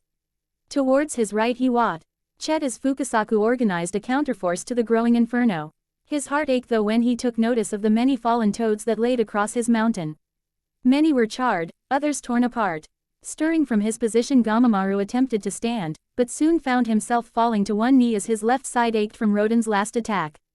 Turning towards an elevated position 2 miles away from him, he watched as Rodan landed and faced him. "It brings great joy to my heart to see your kind burn, toad." Rodan cackled. Gamamaru once more attempted to stand, but soon found himself stumbling again. "Look how old you've gotten." The once infamous chief toad Gamamaru is nothing more than a decaying sack of flesh on the verge of expiring. "How sad," he mocked. "Your kind was blessed with the benefits of nigh immortality." Gamamaru countered. "It was inevitable, time would catch up to me, but how I regret crossing paths with you near my twilight. Consider this justice for the atrocity your kind instilled onto mine." Rodan sneered. "That hatred in your heart will be your undoing, Rodan. It's what ended your kind's reign." Gamamaru warned. "Your hatred will only lead to more hatred. That's the philosophical side I despise so much. It's what poisoned that blasted fool of a sage." Rodan snarled. Hagoromo saw the light of his actions. Rodan. "It's what saved his soul from becoming as tainted as his mother." Gamamaru pointed out. "But of course, I can understand your hatred." Rodan bellowed out a sinister growl as he leapt onto Gamamaru, pinning him down onto the ground. "What do you know of my hatred, toad?" he growled. "Mine is a unique hatred reserved for the likes of your kind and the humans. After all, they were the ones who unleashed the tyrant.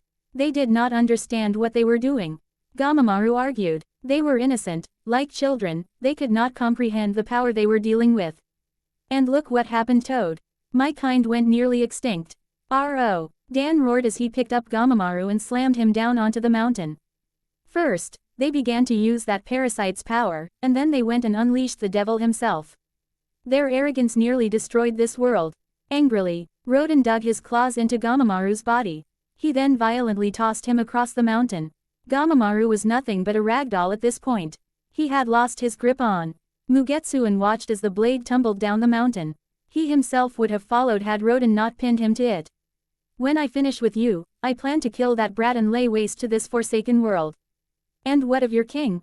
Gamamaru questioned. This caused Rodan to flinch. Would he want you to do that? Rodan drifted into thought for a second. It was brief, but Gamamaru could have sworn that he saw slight regret in Rodan. But it faded as quickly as it appeared. Rodan seemed to have reaffirmed his drive as he dug his talons deeper into Gamamaru. He pushed the elder toad further into the mountain before coming face to face with him. Vengeance met mercy as he growled out the phrase, "My king is dead." With that, Rodan moved his head away from Gamamaru as flames began to manifest around him. Broken and battered, Gamamaru could do little to resist Rodan. He stared up at the beast before him, and the only thing that came to mind was the memory of a distant past. "I feel nothing but pity for you," Gamamaru mumbled. Rodan sneered at this. "I pity that you will never be able to return to the time of your youth. I pity you because you will never have a heart again." "Pity," Rodan responded, as Gamamaru winced slightly due to Rodan's talons digging deeper into his sides. "I agree." Rearing his head back, Rodan began to charge his uranium heat beam. Gamamaru closed his eyes, as he waited for his end. Just as Rodan was about to unleash his attack, the entirety of Mt. Myoboku began to shake violently. The rumbling shook Gamamaru from his accepted fate, as Rodan struggled to keep his balance. He was unable to, however, as he fell backwards off Gamamaru. The old toad sage used what little senjutsu he had at his disposal to sense the source of the quake. He was shocked, but thankful as he uttered a thanks to the source, Gamaguchi. Rodan, unsure of what was happening, took the air. It was not long after that Gamabunta and a few large toads made their way to Gamamaru to help him descend the mountain. Toads everywhere began to panic as their mountain home shook violently. Shima, Naruto, and the toads near the healing pools watched as the mountain seemingly began to rise. Before long, chaos began to spread across all of Mt. Myoboku as the mountain rose into the air. Lava spewed out from the mountain's base, stirring panic amongst the masses. Many of the toads were unaware of what was happening. But Gamamaru, Fukasaku, and Shima all knew what was happening. Erupting from the ground, a large limb crashed onto the surface of the earth. The size of it was monstrous, but it was not alone. A second, equally sized limb soon followed. Before long, two massive glowing orbs began to open into the light as chunks of earth fell from the mountain. These two orbs were luminous orange that rose with the mountain. It appeared to be covered in bony scales like scutes. Horn-like protrusion adorned the top of its eyes, and its body towered beyond the sky. Stirring from his long slumber, the legendary Gamaguchi, the mountain toad, rose before letting out a mighty bellow. "What the heck is that?" Naruto yelled, surprised by the gigantic toad. He stared in awe at the giant behemoth as he watched chunks of earth fall from his back and collide with the ground. "That is Gamaguchi, an ancient ancestor of all toads," Shima answered. "He is said to be the progenitor of our kind. Mount Myoboku was carved onto his back long ago to keep us safe from potential threats, such as Rodan. He is the protector of all toads, and above all, he is Rodan's senior." Rodan, who was a titan, could only stare in pure shock at the mountain-sized beast before him. Gamaguchi scanned his surroundings. He could see the flames and destruction. He could hear the cries of the toads, and he could feel the pain of their suffering. The ancient beast turned towards the source of all these problems, Rodan, and hissed towards Fire Demon. Rodan sensed that the beast before him was no normal toad. It, just like him, was an embodiment of nature energy. This concerned Rodan as he quickly realized what that meant. Gamaguchi was no summoned toad, no, he was a titan. Gamaguchi bellowed out a terrible growl as he began to suck in a large amount of air. Rodan was taken by surprise as he was beginning to be pulled towards the mountain-sized toad. His primal instincts were kicking in as he fired a uranium heat beam at Gamaguchi. The beam had collided with the mouth of the toad, searing its inside. This stopped Gamaguchi for a moment as he hissed in pain. Turning back towards Rodan, he channeled nature energy. Down below, all that was below Gamaguchi saw his underbelly begin to glow a hue of lavender. Energy had been building within the large toad, and Rodan could sense it. He hastily attempted to flee from the area, but it was too late. Gamaguchi unleashed a powerful burst of lavender water that surged towards Rodan at great speeds. The fire demon, unable to escape, was struck by the force of a hurricane. As the attack erupted into a powerful explosion of water, all watched as a deluge of heavy rain fell from the sky, and with it, the smoldering body of Rodan. His flames were dampened, and his body drenched. He was struggling to stay airborne as his body hardened. This made him easy prey. Rodan watched as Gamaguchi moved himself slightly. He watched as the massive toad opened his mouth, and to his horror, The long rock-like tongue had caught him. Rodan screeched as he was quickly pulled into the maw of the beast, and before he could do anything, he was swallowed whole. All were quite as they had just seen the terrible menace of Rodan seemingly defeated by their mighty ancestor. It was a hollow feeling, but relief soon spread amongst the toads. Many thankful for their protective ancestor, but it was brief. Gamaguchi let out a pained cry as he fell to the ground, terrifying many. His pained aches were followed by a flame spewing from his mouth. Gamamaru knew that Gamaguchi could not kill Rodan. But this was still a blessing in disguise. Everyone was moving towards the healing pools as to move away from the thrashing giant toad. It was there that Gamamaru soon found Shima pushing Naruto towards him. "Oh, it seems you are doing well, little Naruto," Gamamaru managed despite being in pain. Naruto was surprised that the great toad elder Shima had been talking about was the one before him. Gamamaru was covered in various wounds and was currently being treated by numerous toads. "Are you the one who can help me?" Naruto asked aloud. "Well, that depends," Gamamaru joked. "What would be the problem? How can I use this seal thing to stop that oversized turkey?" Naruto demanded. Turkey, Gamamaru thought. He found the term humorous regarding it as a nickname for Rodan. "Yes, well, that turkey is a mighty beast, and though you have that seal, it alone will not be enough to stop him," Gamamaru answered. "Will you stop with the riddles? Tell me what I have to do," Naruto exclaimed. "The seal is but one component. To activate it you must simply tap into it," Gamamaru explained. He noticed how Naruto was left confused by his answer. "I believe Jiraiya was teaching you how to utilize the Kyuubi's chakra before, if I'm correct." Naruto nodded. "Then simply use the same method of tapping into its power, but with that seal." Looking over the seal, Naruto closed his eyes as he attempted to concentrate. There was nothing at first besides his normal chakra. It took a moment, but after discerning the Kyuubi's chakra he was able to deduce another power that was flowing through his body. It was a strange feeling. It was hot, yet it was soothing. It did not hurt like the Kyuubi's chakra, in fact it almost felt rejuvenating. The more he focused on it though, the more he found himself feeling it. Before long he found himself engulfed in it. Opening his eyes, Naruto watched as the seal seemingly activated, spreading across his arm, and forming a geometric pattern. The flames that erupted from the lines were warm, yet they did not burn. Looking closely at it, Naruto noticed that the heat that was coming off his arm was starting to cause the water he was standing in to evaporate. It was astounding. "Interesting," Gamamaru mumbled. Naruto looked at it though confused. "What's interesting?" he asked Gamamaru. "It seems as though the connection between you and Rodan is much stronger than I could have imagined," Gamamaru stated. "Those are Rodan's own flames." "Is that bad?" Naruto asked with a hint of concern. "No, this good. To best Rodan you must use his own power against him," Gamamaru stated. "A Titan command seal can grant you control over a Titan, but not entirely. You cannot force it to follow a specific belief, for example. Instead, it allows you to tap into their own chakra network and take control over it." "Wait a minute, come again." Naruto was baffled by what he just heard, and he was not alone. Shima was also taken back. "Since when was that a thing?" she blurted out. "Why, since always," Gamamaru answered. "Then why hasn't a bearer attempted this before?" Shima demanded. "Bearer? What's a bearer?" Naruto inquired. "A Titan bearer, or a master, is a person who bears a Titan command seal," Gamamaru explained. "So, wait a minute, you mean to tell me there are others like me?" he queried. "No, you are the first in many generations. Typically, it is a title that is seldom used due to, well, the requirements," Shima clarified. "Also, it is a title that has severe consequences." Naruto became nervous at the thought of what said consequences could be. "No need to worry, little Naruto," Gamamaru mentioned. "There is already something that you have that will aid you." This made Naruto curious. "As you recall, I said that there are two components necessary to best a Titan. One is the command seal, the other is a strong will." "A strong will," Naruto repeated. "Yes, this is not a conflict that is resolved by a brawl.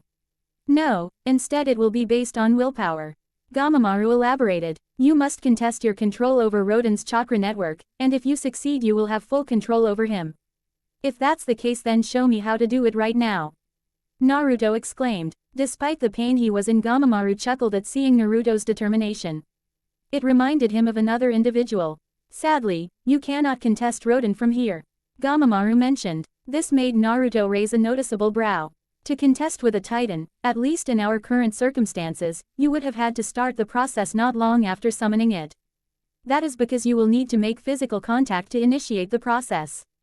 What? Naruto screamed. I have to actually touch that guy. I don't think you've noticed, but he's a giant, flaming chicken. I am aware, Gamamaru replied. However, this was something that no one was really expecting, so to say that anyone was prepared for this would be a loon. Naruto looked nervous. He was not exactly sure if he wanted to go into the giant toad just to touch Rodan. The idea alone sounded suicidal, and he was not going to let himself get killed before he achieved his life goals. Is there any chance the big guy will just digest him? Naruto asked nervously. Unlikely, despite the size difference. Gamaguchi is actually a being that has long moved past consumption for energy. Gamamaru answered. The best he is doing right now is attempting to hold off Rodan until a solution can be found. Then what about earlier? That attack looked like it did damage. Naruto exclaimed. That attack only slowed Rodan down long enough for him to trap him inside his body. Gamaguchi is not an expert fighter as he is a deterrent. The mass amount of nature energy within his body is enough to ward off most creatures, however. He himself has not been able to fully utilize those reserves since the Titans were sealed away long ago. Gamamaru explained as he looked over at his ancestor. Shima, who awoke Gamaguchi.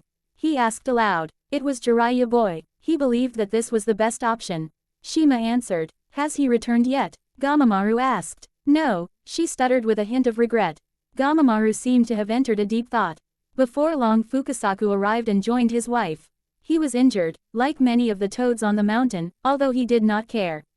Pa. Shima cried as she saw the state her husband was in. She moved over towards Fukasaku and began to check him over. I'm fine ma, just got a little burned is all. Fukasaku stated as he noticed Naruto. I see that you're up Naruto boy. I'm glad to see that you're doing better. Who are you? Naruto asked. My name is Fukasaku, I was the one who trained Jiraiya boy the art of senjutsu. Fukasaku explained. As if on cue Gamamaru leaned forward to attempt a sitting position. He looked over at the young Naruto and pointed towards him. Listen well little Naruto, Jiraiya boy is going to help you best Rodan. Gamamaru informed. He's still alive, Shima blurted out. I used a little bit of senjutsu to track him down. He's still alive, although he is currently trapped within Gamaguchi, along with Rodan. Gamamaru elaborated, bringing his hand lower towards Naruto before he began to speak again. Naruto, you must steel your resolve. The more determination you have the better your odds. Never forget what it is you strive for. It will aid you when the time comes. With that Gamamaru motioned for Naruto to hop on his hand. Naruto was hesitant at first but eventually he clambered onto the large toad's hand. Are you ready Naruto? I guess. Naruto answered, as he was not entirely sure about this, but he was willing to give it his all. Besides, I want to deck the pervy sage before I die. Naruto thought as Gamamaru lifted him into the air. Hold your breath Naruto, and whatever you do don't fall into the acid. Gamamaru warned. The last part caught Naruto off guard as the old toad tossed Naruto towards Gamaguchi. The elder toad raised his voice and yelled, Gamaguchi, let the bearer inside of your body. Gamaguchi, noticing this, singled out the orange-clad, blonde human that was racing towards him. Naruto was screaming his head off as he watched the massive toad open its maw for him to enter. Before he knew it, he was flying through the body of the toad. It was strange yet terrifying as he found himself falling into what could only be described as the stomach. At around the same time, Gamamaru fell onto his back.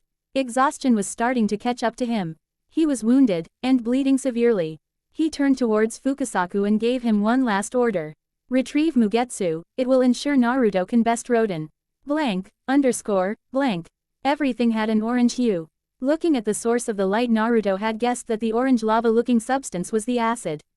He quickly began to scour for a potential landing point, but a sudden gust of wind RCED him into the direction of the stomach wall. Naruto collided with the slick, yet firm wall of Gamaguchi's stomach. Thankfully, he was able to grab onto something, which ceased his fall. Quickly he spotted the source of the gust. And it was none other than Rodan. Rodan was beyond pissed. He was trapped within the belly of the mountain toad, and he seemingly could not get out. Naruto watched as he fired another uranium heat beam at the walls of Gamaguchi's stomach. It was interesting to watch, but he really did not want to stay where he was. It would be a matter of time before Rodan would notice him. So he opted to let go and fall towards the bottom. Thankfully, he's too busy to notice me right now, Naruto thought. Once he was close to a stone-like platform, Naruto used the Shadow Clone Jutsu to launch himself towards it. He was not sure exactly how he was going to reach Rodan, let alone find Jiraiya, but he was going to try his best. Just as he had reached the first platform, something massive struck it. Naruto was sent flying into the air as a claw-like appendage attempted to slice him. Naruto quickly created a few shadow clones and managed to evade the attack, along with a couple others. The 3 clones, plus Naruto, found themselves facing off before Rodan, who was perched on top of another platform. "So, you've come to me. How bold," Rodan remarked. "All right, you stupid chicken, you've done enough damage for one day," Naruto yelled. "You're going to pay for what you've done. And who exactly is going to make me pay?" "You," Rodan laughed at the concept. "You couldn't even stay conscious after being exposed to a fraction of my power. What makes you think you could even scratch me? Yeah, I'll admit that you are big and powerful, but I still have a way of beating you," Naruto retorted. "Ha, if you're referring to that dreaded seal on your hand, then you are sadly mistaken," Rodan chimed. "I am fully aware of its capabilities, and its limitations. All I have to do is stay away from you and blast you with my uranium heat beam." "What, are you a coward?" Naruto yelled back. "Come and face me like a man." "I am no man, I am a titan, and I do as I wish," Rodan sneered as he flew up into the middle of the stomach. Flames danced around him as he gathered more nature energy. Naruto and his clones quickly began to maneuver away from each other, as Rodan began to charge his uranium heat beam. Hastily they began to jump to other platforms and structures inside Gamaguchi's stomach, splitting up to hide the true one's identity. This annoyed Rodan as he still was not sure which was the real one. But he opted to just blast them all. Naruto watched as one of his clones was eviscerated by Rodan's attack. It was chilling to watch it happen, let alone the memory of him dying manifesting in his mind from the clone. "Sometimes I wish I didn't pick up on that ability," Naruto thought to himself. Moments later a second blast hit the second clone. This left only Naruto and a single clone. Concerned Naruto eyed a rather strange object. It was a bancho enshrined in a torii. "Well, that's out of place," Naruto thought. He had been thankful that his clone was still evading Rodan. Deciding to make it a bit easier, Naruto dove behind some cover and created 12 more clones. They each scattered in different directions, as he attempted to think of what his next step should be. "I managed to keep Birdbrain off my trail for the moment, and the extra clones will see to that, but I still haven't found the pervy sage." He was beginning to lose his patience when he noticed something. Over by the bancho he noticed a single red wooden sandal. Stealthily, Naruto made his way over towards the bronze bell. It took him a minute to get there, but he managed to reach it undetected. Once he arrived, he began to investigate. The sandal was located just below the bell. It appeared to be burned severely by the orange glowing stomach acid. "That's great, the idiot got himself digested," Naruto groaned inwardly as he began to look around. It wasn't but a few seconds later that he heard something. It was not distinguishable at first, but he knew he heard something. It sounded like someone was breathing, but he did not know where. The more he pondered on it, the quicker he realized that it was coming from the bell. When he moved closer to the bell to investigate it, he noticed something was hanging loosely from inside it, which warranted an investigation. Peering inside ever so slightly, he came face to face with Jiraiya. The man in question was bracing himself within the bell. He had been applying chakra to keep himself in place despite the awkward space that he was occupying. Jiraiya, noticing his godson staring up at him, meekly greeted with, "How's it going?" "What the hell are you doing in there?" Naruto asked flatly. "Well, you see, I was hiding from that monster," Jiraiya answered, insinuating Rodan with his response. "You know, because he's actually rather difficult and because he'd never noticed that I was here otherwise." "You're an idiot," Naruto mocked. "At least I'm not the idiot who ended up trapped in Gamaguchi's belly," Jiraiya retorted. "What are you talking about? I was let in by the giant toad," Naruto responded. This dumbfounded Jiraiya. "Way to project their pervy sage. I told you not to call me that," Jiraiya roared. "This Rasul," Ted and Jiraiya losing his concentration and falling out of the bell. The older man groaned as he landed on the pedestal with a thud. Rolling out from underneath, the man noticed Rodan currently blastin' other Narutos who were screaming about shadow clones. "Made it easier to get over here," Naruto replied. "And easier to set things up," Jiraiya mentioned as he got up from his position on the ground. "So, I can only guess that you were sent in here to deal with him. How do you know that? Naruto asked. Shima told me about the seal on your hand. Jiraiya answered. So, do you know how it works? Yeah, the old toad told me how to use it, although I have to touch that stupid chicken to make it work. Naruto explained. That could pose a problem.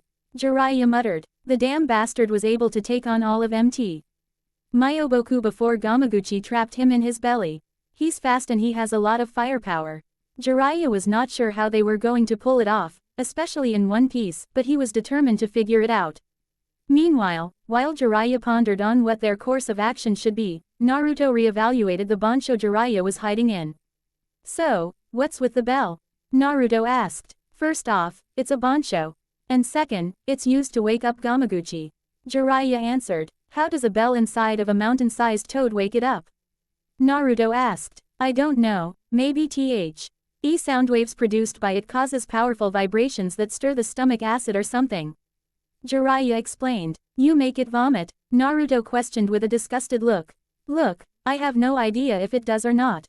I'm just assuming based off my previous experience.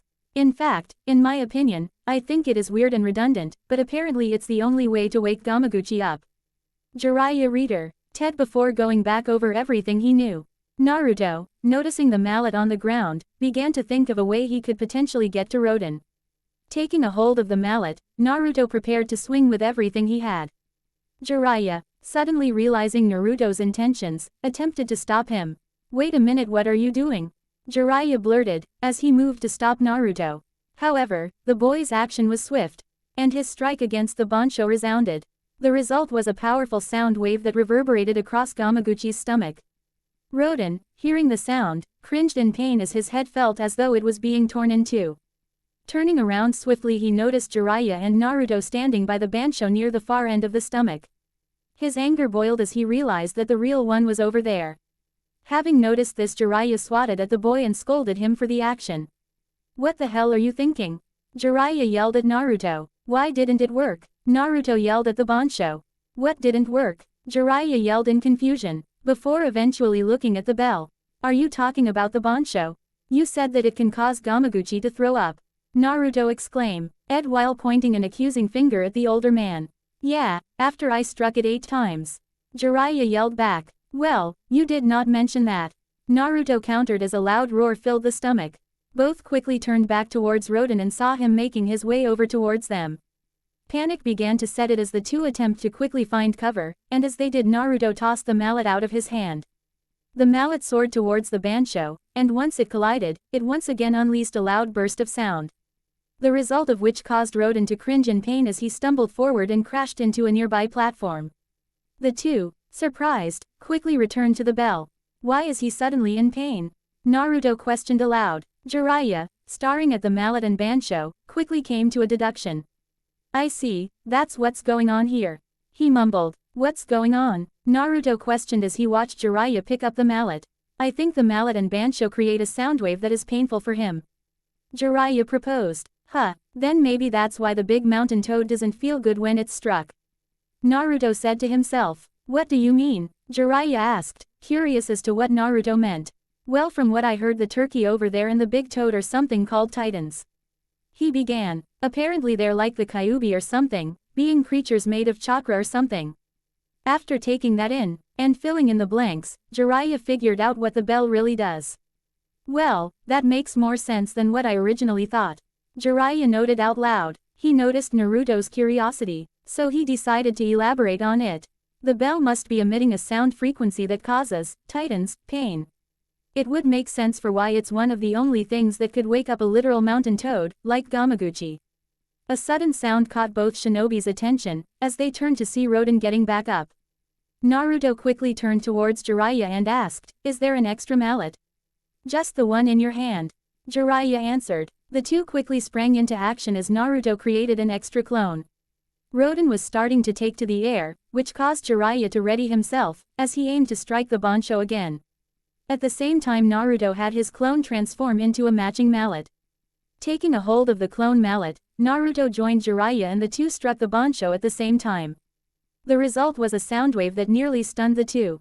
It was loud and the force of it caused Rodan to fumble in the air, forcing him onto another platform. Seeing this, the two readied themselves again. Rodan was confused. He did not know what just happened. One moment he was watching Naruto and Jiraiya, and the next his head was hurting. It was an aching, ringing pain the likes of which he had never felt before. The pain annoyed him so much that he was preparing a uranium heat beam. Naruto and Jiraiya quickly struck the Bansho again. Just like the first time, the sound wave resounded, and Rodan shrieked out in pain. The pair, seeing this, struck the Bansho once more. They struck again, and again, and again, each time inflicting sound-inducing pain onto Rodan, who, cringing at it, stumbled and flopped across platforms in agony. "You damn monkeys," he cursed at the two. Naruto and Jiraiya just smirked as they continued to strike the Bansho. However, a sudden tremor forced them to stop. The rumbling was strong, and it caused Naruto to lose his balance. Jiraiya, having applied chakra to his feet, remained upright. He extended a hand to help Naruto stay balanced until he could apply chakra to his feet. Once that was done, he let the genin go to evaluate the situation. "What the hell is going on?" Naruto exclaimed. "It seems that we got a little carried away." Jiraiya mentioned. "It had slipped my mind that old Gamaguchi can only take so much himself." Peering over the edge of the pedestal, Naruto could see Gamaguchi's stomach begin to churn. A foul odor was also beginning to set in. "I'd say we're about to be in some trouble," Jiraiya noted as he quickly grabbed a hold of Naruto. "What the hell are you doing?" Naruto demanded as he found himself being shoved up the Bansho. "I survived the first time by doing this," Jiraiya explained. "This thing has been inside of old Gamaguchi for a while, so I figured that it must be made of something other than just brass." The tremor began to intensify further as the level of bile increased immensely. This was followed by what appeared to be contractions. Seeing this, Jiraiya quickly stuffed himself into the Bansho as well. The space was tight, but the two had managed to squeeze themselves into it. Meanwhile, Rodan was confused as to what was happening. Looking around, he could see that the molten substance was rising, in addition to the contractions. The best he could do was attempt to take flight, but it was fruitless. Just as he was beginning to do so, everything erupted, and Rodan screeched in pain as the acidic vial engulfed him. Jiraiya and Naruto were holding out the best they could within the Bansho. They could smell and feel the heated vial through the bell. The best they could do though was to hold their breath and wait. During the process, Naruto cringed slightly in pain. When asked by Jiraiya if he was alright, he responded with, "Shadow clone." Jiraiya nodded, having understood the meaning. Within moments everything seemed to have calmed down, although neither of the pair were sure if it was safe. Jiraiya carefully instructed Naruto to create a clone to investigate. The clone, having been created outside of the bell, quickly went to assess the situation. They waited patiently. There had been no word for a few seconds, but before long the clone re-emerged and informed them the coast was clear. The two emerged from the bell to an expanse that was missing one Rodan. They looked around and saw no trace of the massive bird of prey. Wandering around, Naruto eventually walked towards the edge of the pedestal. Looking down at the acidic vial down below, he scanned it for any signs of the Titan. Despite not seeing anything initially, he was still on guard. After a few more moments went by, he turned back towards Jiraiya and asked, "Do you think he's dead?"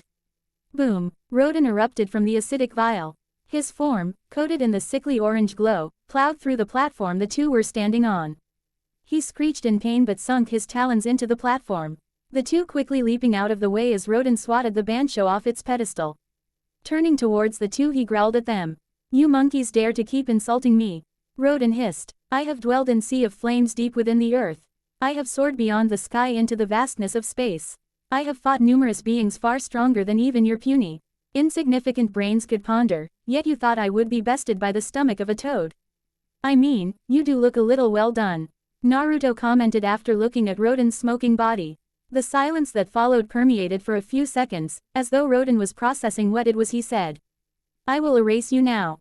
Rodan finished. Naruto and Jiraiya began to take a few steps back as Rodan began to ignite in flames. "And once you are dead, I'm going to turn everything you love into ash." The two watched as Rodan began to charge his uranium heat beam. Unsure of what to do, both attempted to quickly think of a solution and fast. Jiraiya, having been in numerous life and death situations, because of that, and his years of experience, he swiftly moved to grab Naruto. Everything began to move slowly as Rodan prepared to fire his uranium heat beam. Briefly though, Jiraiya noticed a sudden change. It was subtle, but he swore that had suddenly felt a sudden breeze grace by. In moments Rodan soon found himself in pain as the obsidian-colored blade, Mugetsu, emerged through the Titan's torso. Rodan squealed in pain as he stumbled backwards onto another platform. A series of red glowing marks began to engulf the Titan's body, searing it with its power. The two, surprised, turned towards the top of the stomach and noticed the closing of Gamaguchi's maw. Rodan, cocking his head backwards towards the opening, noticed the smirking expression of Gamamura, who had just collapsed forward. The Titan was enraged as he attempted to fight off the seals. "Damn you, old toad," he bellowed loudly. "I will end you." Jiraiya, without any hesitation, booked it towards Rodan. He did not even think about what it was he was doing. Naruto, still in his arms, was taken back at the suddenness of it all. "All right, kid, time to place your bets," Jiraiya yelled. Naruto looked up at the older man, whose vice trapped him.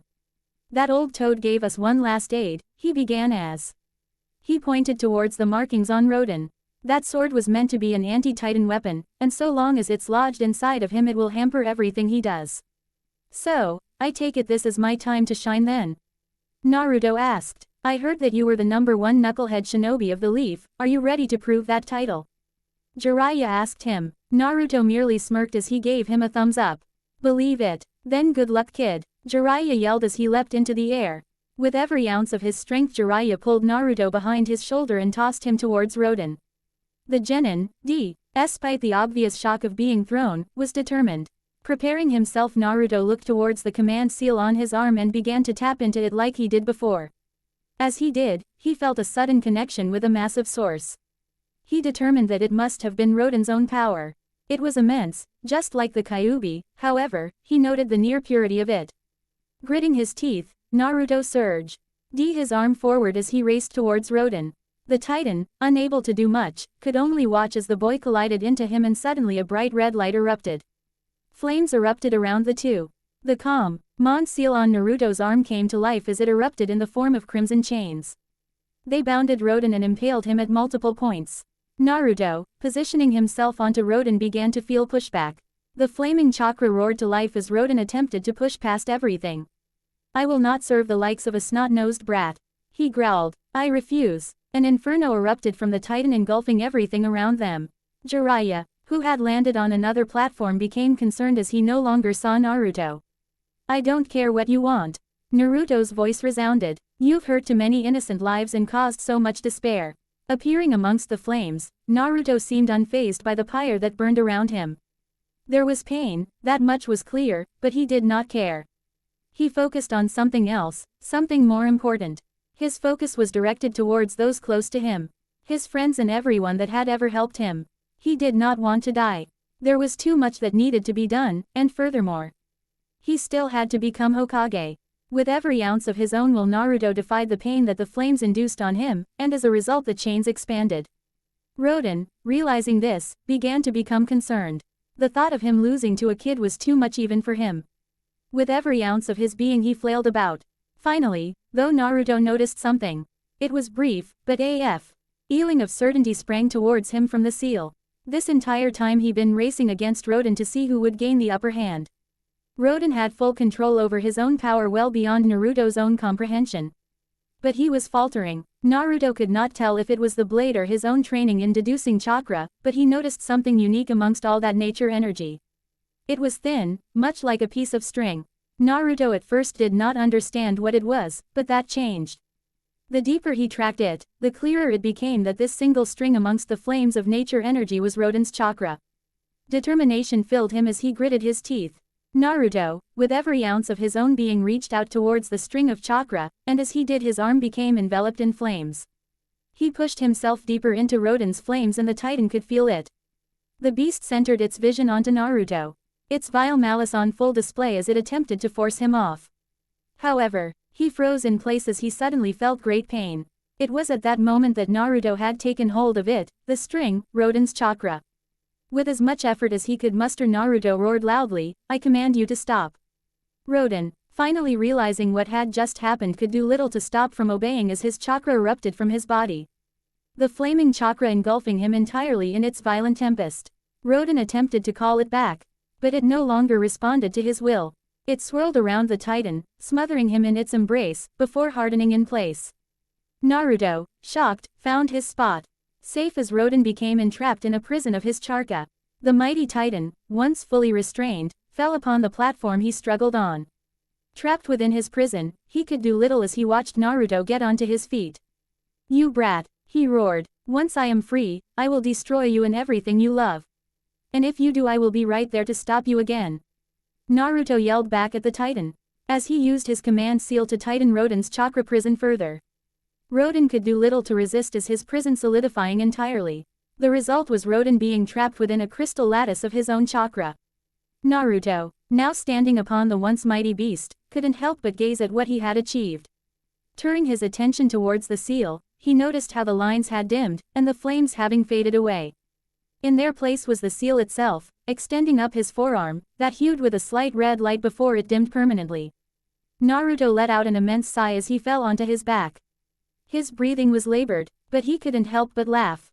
"Let's see, first I managed to use the Kyuubi's chakra, now I've learned how to use the turkey's chakra against it.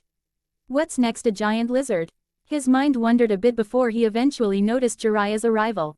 The older sage looked concerned at first, but he became relieved upon seeing Naruto still conscious. "Hey pervy sage, did you see how awesome I was?" Jiraiya couldn't help but smirk.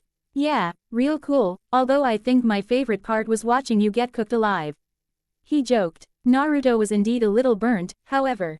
The burns were slowly beginning to heal.